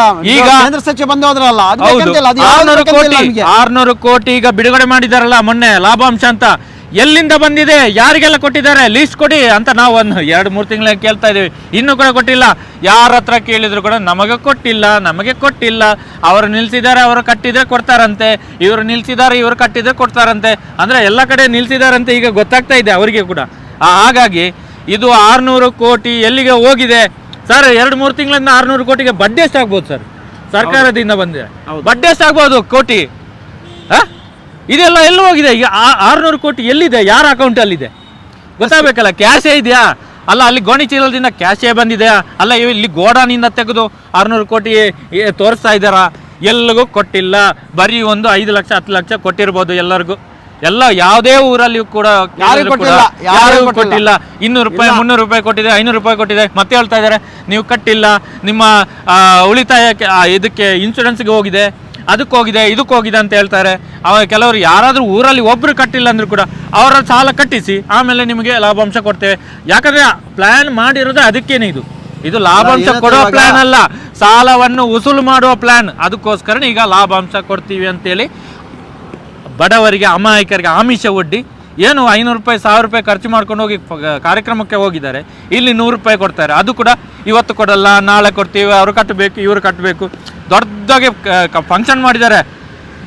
ಒಂದು 2-3 ಕೋಟಿ ಖರ್ಚು ಬರೀ ಫಂಕ್ಷನ್ಗೆ ಆಗಿರ್ಬೋದು. ಅಲ್ಲ, ಮಾಡಿರೋದೇನು ಗೊತ್ತಾ, ಇವರಿಗೆ ಒಬ್ಬೊಬ್ಬರ ಹೆಸರಲ್ಲಿ ಬ್ಯಾಂಕ್ ಖಾತೆ ತೆರಿಬೇಕಿತ್ತು. ಅದಕ್ಕೆ ಒಂದು 60 ಸೈನ್ ಮಾಡಬೇಕಿತ್ತು. ಅದಕ್ಕೋಸ್ಕರ ನೀವು ಸೈನ್ ಮಾಡಿ ನಿಮ್ಮ ಖಾತೆ ದುಡ್ಡು ಬರುತ್ತೆ. ಅದಕ್ಕೆ ಈ ಕೆಲಸ ಮಾಡಿದಾರೆ ಗೊತ್ತಾ ಇಡೀ ಕರ್ನಾಟಕ ರಾಜ್ಯದಲ್ಲಿ. ಇವಾಗ ಯಾರು ಸಾಲ ಕೊಡ್ತಾ ಇಲ್ಲ, ಸಾಲ ಕೊಡೋದಲ್ಲ ನಿಲ್ಲಿಸಿ ಆಯ್ತು. ಅವರು ಇನ್ನೂ ಸಾಲ ಕೊಡೋ ವಿಷಯ ಲಾಭಾಂಶ ಕೊಡ್ತೇವೆ ಅಂತ ನಿಮ್ಮ ಹತ್ರ ಡಾಕ್ಯುಮೆಂಟ್ ತಗೊಂಡು ನಿಮ್ಮ ತಲೆ ಮೇಲೆ ಹಾಕಿದ್ದಾರೆ ಸಾಲವನ್ನು, ಸಿಬಿಲ್ಗೆ ಎಂಟ್ರಿ ಮಾಡಿದ್ದಾರೆ. ಯಾವುದೇ ಒಂದು ಸ್ವಸಹಾಯ ಸಂಘದ ನಿಯಮದ ಪ್ರಕಾರ ನಿಮ್ಮ ಸಂಘಕ್ಕೆ ಸಾಲ ಕೊಡೋದು, ಹಾಗಾಗಿ ನಿಮ್ಮ ಸಿಬಿಲ್ ಎಂಟ್ರಿ ಆಗೋದಿಲ್ಲ. ಅಂದರೆ ಇಂಡಿವಿಜುವಲ್ ಸಿಬಿಲ್ ಎಂಟ್ರಿ ಆಗೋದಿಲ್ಲ. ನಿಮ್ಮ ಸಂಘಕ್ಕೆ ಏನಾದರೂ ಪಾನ್ ಕಾರ್ಡ್ ಆದರೆ ನಿಮ್ಮ ಸಂಘದ ಪಾನ್ ಕಾರ್ಡ್ಗೆ ಅದು ಸಾಲ ಎಂಟ್ರಿ ಆಗ್ತದೆ. ಅದು ಬಿಟ್ಟರೆ ನಿಮ್ಮ ಇಂಡಿವಿಜುವಲ್ ನಿಮ್ಮ ಸಾಲಕ್ಕೆ ಎಂಟ್ರಿ ಆಗೋದಿಲ್ಲ ಸ್ವಸಹಾಯ ಸಂಘದ ನಿಯಮದ ಪ್ರಕಾರ. ಎಲ್ಲ ತಿಳ್ಕೊಳ್ಳಿ. ನೀವು ಕೆಲವರು ಪ್ರಶ್ನೆ ಮಾಡ್ತಾರೆ, ಏನು ಗೊತ್ತೇ ಆಗೋದಿಲ್ಲ ಅವರಿಗೆ. ನಾವು ಇಷ್ಟೊಂದು ಹೇಳ್ತಾ ಇದ್ದೀವಿ, ಇಷ್ಟೊಂದು ದಾಖಲೆ ಕೊಡ್ತಾ ಇದ್ದೀವಿ. RBI ರೂಲ್ಸು ಏನು, NRLM ಮೆಸೇಜ್ ಪ್ರಕಾರ RBI ಏನು ಗೈಡ್ಲೈನ್ಸ್ ಇದೆ, ಅದು ನೀವು ನಿಮ್ಮ ವೆಬ್ಸೈಟಲ್ಲಿ ಗೂಗಲಲ್ಲಿ ಸರ್ಚ್ ಮಾಡಿ NRLM ಮೆಸೇಜ್ RBI ಗೈಡ್ಲೈನ್ಸ್ ಅಂತ ಹಾಕಿ ಬರ್ತದೆ. 2024-2025 PDF ಫೈಲು 28 ಪೇಜ್ ಏನೋ ಇದೆ, ಅದನ್ನು ನೋಡ್ಕೊಳ್ಳಿ, ಅದರಲ್ಲೇ ಇದೆ. ನಾವೇನೋ ಪ್ರಿಂಟ್ ಮಾಡಿ ಕೊಡೋದಲ್ಲ, ಇವರು ಕೊಟ್ಟಾಗಿ ಹಿಂಗೆ ಪೇಪರ್ ತೋರಿಸಿ ಪ್ರಿಂಟ್ ಮಾಡಿ ಅದಲ್ಲ. ನೀವೇ ಗೂಗಲಲ್ಲಿ ಸರ್ಚ್ ಮಾಡಿ NRLM ಮೆಸೇಜ್ RBI ಗೈಡ್ಲೈನ್ಸ್ ಅಂತ ಹಾಕಿ 2025 ಅಂತ ಹಾಕಿ ಬರ್ತದೆ. 2024-2025 ಅದು ಏಪ್ರಿಲಲ್ಲಿ ರಿಲೀಸ್ ಆಗಿರೋದು. ವರ್ಷ ಅದು ಸ್ವಲ್ಪ ಸಣ್ಣ ಪುಟ್ಟ ಬದಲಾವಣೆಗಳು ಮಾಡ್ತಾ ಇರ್ತಾರೆ. ಹಾಗಾಗಿ ಅದರಲ್ಲೇ ಇದೆ, ಒಂದು ಸ್ವಸಹಾಯ ಸಂಘಕ್ಕೆ 20 ಲಕ್ಷದ ತನಕ ಸಾಲವನ್ನು ಕೊಡಲೇಬೇಕು ಬ್ಯಾಂಕಿನವರು ಅಂತ ಇದೆ, ಲಿಮಿಟ್ ಇದೆ. ಆಮೇಲೆ 5-8% ಚಾರ್ಜ್ ಮಾಡ್ಬೋದು ಅಂತ ಇದೆ. ಕೆಲವೊಂದು 10% ಕೂಡ ತೊಗೊಳ್ತಾ ಇದ್ದಾರೆ. ಆದರೆ 5%ಗಿಂತ ಹೆಚ್ಚುವರಿ ಏನು ಬಡ್ಡಿ ಕಟ್ಟಿದ್ದಾರೆ ಅದು ಸರ್ಕಾರದಿಂದ ಸಬ್ಸಿಡಿ ರೂಪದಲ್ಲಿ ಪ್ರತಿ ವರ್ಷ ನಿಮ್ಮ ಸಂಘದ ಖಾತೆಗೆ ಬರ್ತದೆ. ಅದು ಯಾಕಂದರೆ ಈಗಾಗಲೇ ಸಂಜೀವಿನಿ ಸಂಘ, ನವೋದಯ ಸಂಘ, ಸ್ತ್ರೀಶಕ್ತಿ ಸಂಘಗಳಿಗೆ ಅದು ಬರ್ತಾ ಇದೆ. ನಿಮ್ಗೆ ಗೊತ್ತಿರ್ಬೋದು, ಅದು ಹೇಳ್ಬೇಕಾಗಿಲ್ಲ. ಆ ಪುಸ್ತಕ ನೋಡಿದರೆ ಗೊತ್ತಾಗ್ತದೆ, ಅಲ್ಲಿ ಇದ್ದವರಿಗೆ ಗೊತ್ತಾಗ್ತದೆ. ಧರ್ಮಸ್ಥಳ ಸಂಘ ಕೂಡ ಇದೇ ಥರ ಇರಬೇಕು, ಇದೇ ಥರ NRLM SHG ನಿಯಮ ಪ್ರಕರಣ ಇದು ರಿಜಿಸ್ಟರ್ ಆಗಿದೆ. ಹಾಗಾಗಿ ನಿಮಗೆ ಬರುವಂಥ ಸಬ್ಸಿಡಿ ಹಣ ಆಗಲಿ ಎಲ್ಲ ಇವರು ಸರ್ಕಾರದಿಂದ ಬರುವಂಥ ಹಣವನ್ನು ನುಂಗ್ತಾ ಇದ್ದಾರೆ. ಆಮೇಲೆ ಬ್ಯಾಂಕಿನಿಂದ ನೇರವಾಗಿ ಬರ್ತದೆ ಅಂತ ಹೇಳ್ತಾ ಇದ್ದಾರೆ. ಆದರೆ ಬ್ಯಾಂಕಿನಿಂದ ನೇರವಾಗಿ ಬಂದರೆ ನಿಮಗೆ ಸಂಘದ ಪಾಸ್ ಪುಸ್ತಕಕ್ಕೆ ಬರ್ತದೆ ನೇರವಾಗಿ. ಎಲ್ಲಿಂದ ಯಾರಿಗಾದರೂ ಧರ್ಮಸ್ಥಳ ಸಂಘದಲ್ಲಿ ಹಣ ಬ್ಯಾಂಕಿನ ನಿಮ್ಮ ಸಂಘದ ಖಾತೆಯಿಂದ ನಿಮ್ಮ ಅಕೌಂಟಿಗೆ ಬಂದಿದ್ದರೆ ನಮಗೆ ತೋರಿಸಿ. ಎಲ್ಲ ಬಂದಿರೋದು ಇವರ SKDRDP BC ಟ್ರಸ್ಟಿನ ಅಕೌಂಟಿಂದ ಬಂದಿದೆ. ಹಾಗಾಗಿ ಇಲ್ಲಿ ಬ್ಲ್ಯಾಕ್ ಮನಿ ಏನಿದೆ ಅವರ BC ಟ್ರಸ್ಟ್ನ ಅಕೌಂಟ್ಗೆ ತುಂಬಿಸ್ತಾರೆ, ಅಲ್ಲಿಂದ ಸಾಲಗಳನ್ನು ಕೊಡ್ತಾರೆ. ನಾವು ತಗೊಳ್ಳುವಾಗ ಕ್ಯಾಶೇ ತಗೊಳ್ತಾರೆ. ಮೊನ್ನೆ ಯಾರು ಹೇಳ್ತಾ ಇದ್ರು 35,000ಕ್ಕೆ ಎಷ್ಟು ಲಕ್ಷಗಟ್ಟಲೆ ಕಟ್ಟಿದ್ದಾರಂತೆ. ಅದಲ್ಲ, ಇವಾಗ ನೋಡಿ ಕಟ್ಟಿದ್ದಾರೆ. ಕೆಲಸ ಮಾಡೋ ಕೆಲಸವ್ರಿಗೆ ಗೊತ್ತಿಲ್ಲ, LIC ದುಡ್ಡು ಅಂತ ಹೇಳ್ತಾ ಎಲ್ಲಿ ಇಡ್ತಾ ಇದಾರಂತ, ಏನು ಮಾಡ್ತಾರೆ ಗೊತ್ತಾ, ಅದನ್ನೆಲ್ಲ ತೆಗೆದು ತಿರ್ಗಾ ಬಡ್ಡಿ ಕೊಡ್ತಾರೋ, ತಿರ್ಗಾ ಬಡ್ಡಿ. ಜನರನ್ನು ನಾವೀಗ ಕೊನೆದಾಗಿ ಹೇಳ್ತಾ ಇರೋದು, ಜನರು ಎಚ್ಚೆತ್ತುಕೊಳ್ಳಿ. ನಾಳೆನೂ ಬರ್ತೀವಿ ವಿಧಾನಸಭೆ ಮುಂದೆ, ಇಲ್ಲೇ ನಿಂತು ವಿಡಿಯೋ ಮಾಡ್ತೀವಿ. ನೀವು ಯಾವ ರೀತಿಯಲ್ಲಿ ಬಂದ್ ಮಾಡಲಿಕ್ಕೆ ಆತ ಎಲ್ಲವನ್ನೂ ಬಂದ್ ಮಾಡಿ ನೋಡೋಣ. ನಾವು ಇಲ್ಲೇ ಬರ್ತೀವಿ, ನಾಳೆ ಬಂದು ಇಲ್ಲಿ ನಿಂತಿಟ್ಟು ತಿರ್ಗಾ ವಿಡಿಯೋ ಮಾಡ್ತಾ ಇರ್ತೀವಿ. ಎಲ್ಲ ನೋಡೋಣ ಏನಾತ ಅಂತ. ಎಲ್ಲರ ಹತ್ರ ಹೇಳೋದು ನೀವು ನಿಮ್ಮ ಹಕ್ಕುಗಳನ್ನು ಕೇಳಿ. ನಿಮ್ಮ ಏನು 18 ವರ್ಷ, 20 ವರ್ಷ, 25 ವರ್ಷದಿಂದ ಸಂಘದಲ್ಲಿ ಇದ್ದೀರಾ, ನೀವು ಇಲ್ಲಿಯವರೆಗೂ 5%ಗಿಂತ ಹೆಚ್ಚುವರಿ ಏನು 5%, 8%ಗಿಂತ ಹೆಚ್ಚುವರಿ ಏನು ಬಡ್ಡಿ ಕಟ್ಟಿದ್ದೀರಾ, ಅದನ್ನೆಲ್ಲ ನಿಮಗೆ ರಿಟರ್ನ್ ಕೊಡಬೇಕು ಅವರು. 2016-17ರಲ್ಲಿ ನಾಗರಿಕ ಸೇವಾ ಟ್ರಸ್ಟ್ನ ಸೋಮನಾಥ್ ನಾಯ್ಕರವರು ಕೂಡ ಇದ್ರ ಬಗ್ಗೆ ದಾಖಲೆ ತೆಗೆದು ಅವ್ರ ಮೇಲೆ ಕಂಪ್ಲೇಂಟ್ ಕೊಟ್ಟಾಗ ಇದೇ ಆದೇಶ ಬಂದಿರೋದು. ಅವರಿಗೆ ಇದೆಲ್ಲ ವಾಪಸ್ ಸಿಗಬೇಕು. ಇವರು ಯಾವುದೇ ಒಂದು ಲೇವಾದೇವಿ ಆಗಲಿ RBI ಆಗಲಿ ಪರ್ಮಿಷನ್ ತಗೊಳ್ಳದೆ ಇವರು ಬಡ್ಡಿ ದಂಧೆ ಮಾಡ್ತಾ ಇದ್ದಾರೆ. ಹಾಗಾಗಿ ಜನಗಳು ಎಚ್ಚೆತ್ತುಕೊಳ್ಳಿ. ಮತ್ತೆ ಮುಂದೊಂದು ದಿನ ಅವತ್ತೇ ಹೇಳಿದ್ದಾರೆ, ಮುಂದೊಂದು ದಿನ ಜನಗಳು ದಂಗೆ ಎದ್ದು ನಿಮ್ಮ ಮೇಲೆ ಹೋರಾಟ ಮಾಡುವ ಪರಿಸ್ಥಿತಿ ಬರ್ತದೆ ಅಂತ ಅವತ್ತೇ ಹೇಳಿದ್ದಾರೆ. ಅದು ಈಗ ನಿಜ ಆಗ್ತಾ ಇದೆ. ಈಗಾಗಲೇ ಮೈಕ್ರೋ ಫೈನಾನ್ಸ್ ಅಂತ ಹೆಸರಲ್ಲಿ ಏನು ಈಗ ಎಲ್ಲ ಚರ್ಚೆಗಳು TV ಮಾಧ್ಯಮದಲ್ಲಿ 24 ಗಂಟೆ ಬರ್ತಾ ಇದೆ. ಅದರಲ್ಲಿ 99% ಇದೇ ಧರ್ಮಸ್ಥಳ ಸಂಘದ ವಿಷಯನೇ ಇರುವುದು. ಯಾಕೆ ಅವರು ಧರ್ಮಸ್ಥಳ ಸಂಘದ ಬಗ್ಗೆ SKDRDP ಧರ್ಮಸ್ಥಳ ಗ್ರಾಮಾಭಿವೃದ್ಧಿ ಯೋಜನೆ ಬಗ್ಗೆ ಮಾತಾಡೋದಿಲ್ಲ ಅಂದರೆ ಅವರ ಮೇಲೆ ಕೋರ್ಟ್ ಸುಮ್ಮನೆ ನಮ್ಮ SKDRDP ಬಗ್ಗೆ ಆಗಲಿ ನಮ್ಮ ಈ ಬಡ್ಡಿ ಪೂಜ್ಯರ ವಿರುದ್ಧ ಆಗಲಿ ಮಾತಾಡಬಾರ್ದು ಅಂತ ಅಲ್ಲಿ ಕೋರ್ಟಿಂದ ಆದೇಶ ಮಾಡಿಸಿದ್ದಾರೆ. ಯಾಕಂದರೆ ಇಲ್ಲಿ ಜನಸಾಮಾನ್ಯರು ಇವ್ರ ಬಗ್ಗೆ ಯಾರು ಕೂಡ ಮಾತಾಡಬಾರ್ದು. ಅವರಿಗೆ ಆಗುವ ಅನ್ಯಾಯದ ಬಗ್ಗೆ ಮಾತಾಡಬಾರ್ದು. ಬರೀ ಸಾಲ ತಗೊಂಡಿದ್ದೀರಲ್ಲ ಕಟ್ಟಬೇಕು, ಅಷ್ಟೇ. ತೆಗೆಯೋದು ಕಟ್ಟೋದು. 1 ಲಕ್ಷ ತಗೊಂಡ್ರೆ 3 ಲಕ್ಷ ಕಟ್ಟಬೇಕು, ಇದೇ ಇರುವಂಥದ್ದು. ಸಿಬ್ಬಂದಿಗಳು ಕೂಡ ಹಾಗೆ. ನಾಳೆ ನಮಗೆ ಸಮಸ್ಯೆ ಏನಾದರೂ ಬಂದರೆ ಆ ಥರ ನೋಡಲ್ಲ, ಬರೀ ದುಡ್ಡು ಒಂದೇ. ಈಗ ನೋಡಿ ಎಲ್ಲ ಕಡೆ ಆತ್ಮಹತ್ಯೆ ಪ್ರಕರಣಗಳು, ಮತ್ತು ಊರು ಬಿಟ್ಟು ಹೋಗುವಂಥ ಪ್ರಕರಣಗಳು, ಆಮೇಲೆ ಕಿರುಕುಳ ಪ್ರಕರಣಗಳು ತುಂಬ ಬರ್ತಾ ಇದೆ. ಕಿಡ್ನಿ ಮಾರಿ ಈಗ ಸಾಲ ಕಟ್ಟಿರುವಂಥದ್ದು ತುಂಬ ಇದೆ. ಯಾಕಂದರೆ ಯಾವುದೇ ಒಂದು ಆದಷ್ಟು 90% ಯಾವುದೇ ಒಂದು TVಯಲ್ಲಿ ಇದರ ಬಗ್ಗೆ ಬರುವುದೇ ಇಲ್ಲ. ಪ್ರತಿದಿನ ನೂರಾರು ಜನ ಆತ್ಮಹತ್ಯೆ ಪ್ರಕರಣಗಳು ಊರು ಬಿಟ್ಟು ಹೋಗುವಂಥದ್ದು ಆಗ್ತಾ ಇದೆ. ಆದರೆ ಯಾವುದು ಕೂಡ ಇಲ್ಲಿ ಸ್ಟೇಷನ್ನಲ್ಲಿ ಕಂಪ್ಲೇಂಟ್ ಕೂಡ ಆಗೋದಿಲ್ಲ. ಅಲ್ಲಿ ಮತ್ತೆ ಅದು ಮಾಧ್ಯಮದ ಮುಂದೆ ಕೂಡ ಬರೋದಿಲ್ಲ. ಯಾಕಂದರೆ ನಮಗೀಗ ಗೊತ್ತಾಗ್ತಾ ಇದೆ, ನಾವು ಆದಷ್ಟು ನಾವೇ ಒಂದು 10,000ದಷ್ಟು ಜನರ ಜೀವವನ್ನು ಉಳಿಸಿದ್ದೇವೆ ನಾವು ಇಲ್ಲಿವರೆಗೂ. ಸಾಯಲಿಕ್ಕೆ ಹೋದವರು ಕೊನೆಯ ಕ್ಷಣದಲ್ಲಿ ನಮಗೊಂದು ಕಾಲ್ ಮಾಡಿದ್ದಾರೆ, ನೋಡುವ ಏನಾಗುತ್ತೆ ಅಂತ. ಯಾಕಂದರೆ ನಾವು 1.5 ವರ್ಷದಿಂದ ನಮ್ಮ ನಂಬರ್ ಹಾಕಿ ನಾವು ನಿಮಗೆ ಕಿರುಕುಳ ಆಗಿದ್ದರೆ ನಿಮಗೆ ನ್ಯಾಯವನ್ನು ಕೊಡಿಸ್ತೇವೆ, ಮತ್ತು ದಾಖಲೆಗಳನ್ನು ಏನೇನು RBI ನಿಯಮ ಏನು, ಸಂಘಗಳು ಯಾವ ಥರ ನಡಿಬೇಕು ಅದರ ಬಗ್ಗೆ ನಾವೆಲ್ಲ ಮಾಹಿತಿ ಕೊಡ್ತಾ ಹೋಗಿದ್ದೇವೆ. ಆದರೂ ಕೂಡ ನಮ್ಮ ಚಾನಲನ್ನು ಬ್ಲಾಕ್ ಮಾಡಲಿಕ್ಕೆ ನೋಡಿದರು. ನಾವು ದಾಖಲೆಯನ್ನು ತೋರಿಸಿಯೇ ಮಾತಾಡೋದು ಯಾವಾಗಲೂ. ಒಂದು ದಾಖಲೆ ತೋರಿಸ್ಬೋದಲ್ಲ ನಾವು ಕೇಳಿರುವಂಥದ್ದು. ಕಡಬ ಪೊಲೀಸ್ ಸ್ಟೇಷನಲ್ಲಿ 2-3 ಬಾರಿ ನಮ್ಮ ಮೇಲೆ ಅಪಪ್ರಚಾರ ಮಾಡ್ತಾ ಇದ್ದಾರೆ ಅಂತ ಕಂಪ್ಲೇಂಟ್ ಕೊಟ್ಟಾಗಲೂ ನಾವು ಹೇಳಿದ್ದು ಒಂದೇ, ವಾರದ ಬಡ್ಡಿ ವಸೂಲು ಮಾಡಲು RBI ಕೊಟ್ಟಿರುವಂಥ ಪರ್ಮಿಷನ್ ಲೆಟರ್ ಒಂದು ತೋರಿಸಿ ಸಾಕು, ಬೇರೆ ಎಲ್ಲ ತುಂಬ ಇದೆ, ಆದರೆ ಒಂದು ಲೆಟ್ರ್ ತೋರಿಸಿ. ಯಾಕಂದರೆ RBI ಪರ್ಮಿಷನ್ ಇಲ್ಲದೆ ಯಾವುದೇ ಒಂದು ಹಣದ ವ್ಯವಹಾರ, ಬಡ್ಡಿ ವ್ಯವಹಾರ ಆಗಲಿ, ಹಣದ ವ್ಯವಹಾರ ಆಗಲಿ, ಲೇವಾದೇವಿ ಇದಾಗಲಿ ಮಾಡಬಾರ್ದು. ಆದರೆ ಇಲ್ಲಿ ಮಾಡ್ತಾ ಇದ್ದಾರೆ. ಅವರಿಗೆ ಯಾರು ಇದೆಲ್ಲ ಕುಮ್ಮಕ್ಕು ಕೊಡೋದು ಯಾರು? ಎಲ್ಲರೂ ಇದ್ದಾರೆ, ದೊಡ್ಡವರೆಲ್ಲರೂ ದೊಡ್ಡವರ ಜೊತೆನೇ ಇರೋದು, ಬಡವರ ಜೊತೆ ಯಾರೂ ಇಲ್ಲ. ಹಾಗಾಗಿ ಇಷ್ಟು ವರ್ಷದಿಂದ ನೀವೇನೋ ಅನ್ಯಾಯಕ್ಕೆ ಒಳಗಾಗಿದ್ದೀರಿ. ಇದಕ್ಕೆ ನೀವು ಈ ಸಮಯದಲ್ಲಾದರೂ ಎದ್ದು ನಿಂತು ಈ ಧರ್ಮಸ್ಥಳ ಸಂಘ SKDRDP ಧರ್ಮಸ್ಥಳ ಗ್ರಾಮಾಭಿವೃದ್ಧಿ ಯೋಜನೆ ವಿರುದ್ಧ ನೀವು ಕೂಡ ದೂರು ಕೊಡಬೇಕು. ನಿಮಗೆ ತೊಂದರೆ ಆಗಿದ್ದರೆ ನಾವೇನು ಇದರ ಲಾಭಕ್ಕೆ ಮಾಡ್ತಾ ಇಲ್ಲ, ಯಾರ ಹತ್ರ ಕೂಡ ನಾವು ದುಡ್ಡು ತಗೊಂಡು ಇದು ಕೆಲಸ ಮಾಡ್ತಾ ಇಲ್ಲ. ಆದರೆ ದುಡ್ಡು ಕಟ್ಟಬೇಡಿ ಕುಂಟ ನಾವು ಹೇಳೋದಿಲ್ಲ.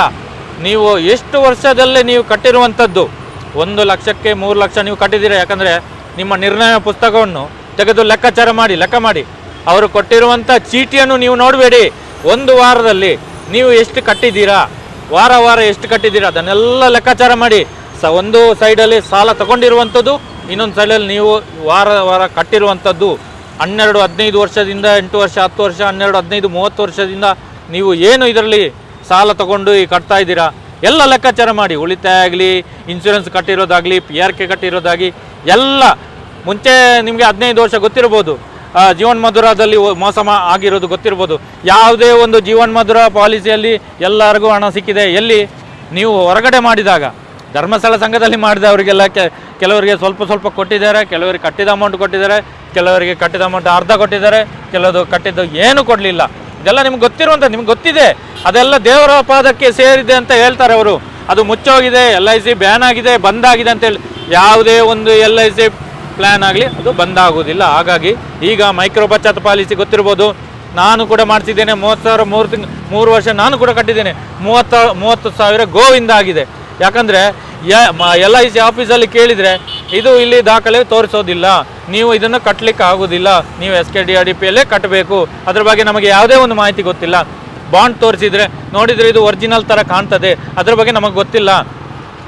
ಎಷ್ಟೋ LIC ಆಫೀಸ್ ಆಗಲಿ, LIC ಏಜೆಂಟ್ಗೆಲ್ಲ ಕೇಳಿದರೂ ಕೂಡ ಅವ್ರು ಹೇಳೋದು ಒಂದೇ ಮಾತು, ನೀವು ಅಲ್ಲಿ ಮಾಡಿದರೆ ನೀವು ಅಲ್ಲಿಯೇ ಕೇಳಬೇಕು, ನಮಗೆ ಅದರ ಬಗ್ಗೆ ಗೊತ್ತಿಲ್ಲ. ಹಾಗಾಗಿ ಯಾವುದೇ ಒಂದು ಆನ್ಲೈನಲ್ಲಾಗಲಿ ಇನ್ಶೂರೆನ್ಸು ಬೇರೆ ಇನ್ಶೂರೆನ್ಸ್ ಈಗ ನಾವು ಮಾಡಿದರೆ LIC ಪಾಲಿಸಿದು ನಾವೇ ಆನ್ಲೈನಲ್ಲಿ ಕಟ್ಬೋದು. ಆದರೆ ಇಲ್ಲಿ ಡೀಟೇಲ್ಸೇ ಬರೋದಿಲ್ಲ ಅಲ್ಲ. ಈಗ ರಿನ್ಯೂವಲ್ ಆಗಿದೆ ಇಲ್ವಾ, ಎಷ್ಟು ವರ್ಷ ಕಟ್ಟಿದ್ದೇವೆ, ಇನ್ನೇ ಈ ಬ್ಯಾಲೆನ್ಸ್ ಎಷ್ಟಿದೆ, ಇನ್ನೂ ಎಷ್ಟು ವರ್ಷ ಕಟ್ಟಬೇಕು ಅಂತ ಅದು ಕಾಣಬೇಕಲ್ಲ. ಅವ್ರು ಹೇಳ್ತಾರೆ ನೀವು ತಗೊಳ್ಳುವಾಗ ನೀವು ಒಂದು ವೇಳೆ ಸಾಲ ಕ್ಲೋಸ್ ಆದರೆ ನೀವು ಎಲ್ಲಿ ಬೇಕಾದ್ರೆ ಕಟ್ಬೋದು ಅಂತ. ನಾವು ಆವಾಗ ಕೇಳಲ್ಲ, ಮತ್ತು ನಾವು ಅದರ ಬಗ್ಗೆ ಹೋರಾಟ ಮಾಡಲಿಕ್ಕೆ ಹೋಗೋದಿಲ್ಲ. ಯಾಕಂದರೆ ನಮಗೆ ಸಾಲ ಸಿಕ್ಕಿದೆ. ನಾವಿಲ್ಲಿ 1 ಲಕ್ಷ ಸಾಲಕ್ಕೆ ನಾವು 3 ಲಕ್ಷ ಕಟ್ಟಿದ್ರು ಕೂಡ ಅದು ಲೆಕ್ಕಾಚಾರ ಮಾಡೋದಿಲ್ಲ. ತುಂಬ ಜನ ಹೇಳ್ತಾರೆ ಸಾಲ ಕೊಡ್ತಾರಲ್ಲ 5 ಲಕ್ಷ 10 ಲಕ್ಷ ಬೇಕಾದರೆ ಕೊಡ್ತಾರೆ, ನೀವು ಕೊಡ್ತೀರಾ, ದಾಖಲೆ ಇಲ್ಲದೆ ನೀವು ಕೊಡ್ತೀರಾ. ಅಲ್ಲಿ ಕೂಡ ದಾಖಲೆ ಇಲ್ಲದೆ ಏನು ಕೊಟ್ಟಿದ್ದಾರೆ? ಈಗ ಸೇರಿದವರಿಗೆ ಒಂದು 3 ಲಕ್ಷ 4 ಲಕ್ಷ ಸಾಲ ಕೊಡಲಿ ನೋಡು ಅವರು, ಯಾವುದೇ ದಾಖಲೆ ಇಲ್ಲದೆ. ನಿಮ್ಗೆ ಗೊತ್ತಿರ್ಬೋದು ಮೈಕ್ರೋ ಬಚತ್ ಪಾಲಿಸಿ, ಅದು ಭದ್ರತೆ, ಅದು ಸಾಲಕ್ಕೆ ಭದ್ರತೆ. PRK ಮೈಕ್ರೋ ಬಚತ್ತು, ಆಮೇಲೆ ಸುರಕ್ಷಾ ಮಾಡಬೇಕು, ಆಮೇಲೆ ನೀವು ಸೇವಾ ಶುಲ್ಕ ಕಟ್ಟಬೇಕು, ಆಮೇಲೆ ನಿಮ್ಮ ಜೊತೆ ಯಾರಿದ್ದಾರೆ ಅವರೆಲ್ಲ ಜವಾಬ್ದಾರಿ, ಅವರು ಕೂಡ ಭದ್ರತೆನೇ. ಆಮೇಲೆ ಲಾಸ್ಟಿಗೆ ನಿಮ್ಮ ಜೀವ ಕೂಡ ಇದಕ್ಕೆ ಭದ್ರತೆನೇ. ಯಾಕಂದರೆ ನೀವು ಕಟ್ಟಿಲ್ಲ ಅಂದರೆ ಭದ್ರತೆಗಾಗಿ ನಾವು PRK ಬಾಂಡ್ ಮಾಡಿದ್ದೀವಿ. ಯಾಕಂತಂದರೆ ನೀವು ಸತ್ತರೆ ನಮಗೆ ಅದು ಹಣವನ್ನು ನಾವು ಕ್ಲೈಮ್ ಮಾಡ್ತೀವಿ. ಹಾಗಾಗಿ ನೀವು ಕಟ್ಟಿಲ್ಲ ಅಂದರೆ ನೀವು ಸತ್ತೋಗಿ ಅಂತ ಹೇಳ್ತಾರೆ ನೋಡಿ. ಇದು ಆಗ್ತಾ ಇರೋದು. ಯಾಕಂದರೆ ಜೀವವನ್ನು ಕೂಡ ನೀವು ಭದ್ರತೆ ಇಟ್ಟಿದ್ದೀರಿ. ಎಲ್ಲರಿಗೂ ಗೊತ್ತಿರುವಂಥ ವಿಷಯ, ನಾವು ಹೇಳಬೇಕಾಗಿಲ್ಲ. 1.5 ವರ್ಷದಿಂದ ಎಲ್ಲರಿಗೂ ಗೊತ್ತಿದೆ.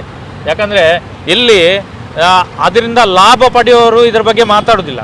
ಅದರಿಂದ ಏನು ಈಗ ಲಾಸ್ ಆಗಿದೆ, ಈಗ ಬಡ್ಡಿಯೆಲ್ಲ ಕಟ್ಟಿ ಸಾಕಾಗಿದೆ ಅಂಥವ್ರಿಗೆಲ್ಲ ಇದು ಗೊತ್ತಿದೆ. ಯಾಕಂದರೆ 99% ಜನಗಳಿಗೆ ಈಗೆಲ್ಲ ಗೊತ್ತಾಗಿದೆ. ಹಾಗಾಗಿ ದೇಶ ನಾಳೆ ಎತ್ತಿ ಹಿಡಿದು ನಾಳೆ ಧರ್ಮಸ್ಥಳ ಅಕ್ರಮವಾಗಿ ಜನರನ್ನು ಕೊಂದು ತಿಂತಾ ಇದ್ದ ದುಡ್ಡನ್ನು ಅವ್ರು ಸರಿಪಡಿಸೋ ಕೆಲಸವನ್ನು ನಾಳೆ ಮಾಡ್ಬೋದು. ಆ ಕೆಲಸವನ್ನು ನಮ್ಮ ಮುಖ್ಯಮಂತ್ರಿ ಮಾಡಲಿ. ಆದಷ್ಟು ಬೇಗ ಇದನ್ನೆಲ್ಲರೂ ಶೇರ್ ಮಾಡಿ ಅಂತ ಜನರಲ್ಲಿ ನಾವು ಕೇಳ್ಕೊಳ್ತಾ ಇದ್ದೀವಿ.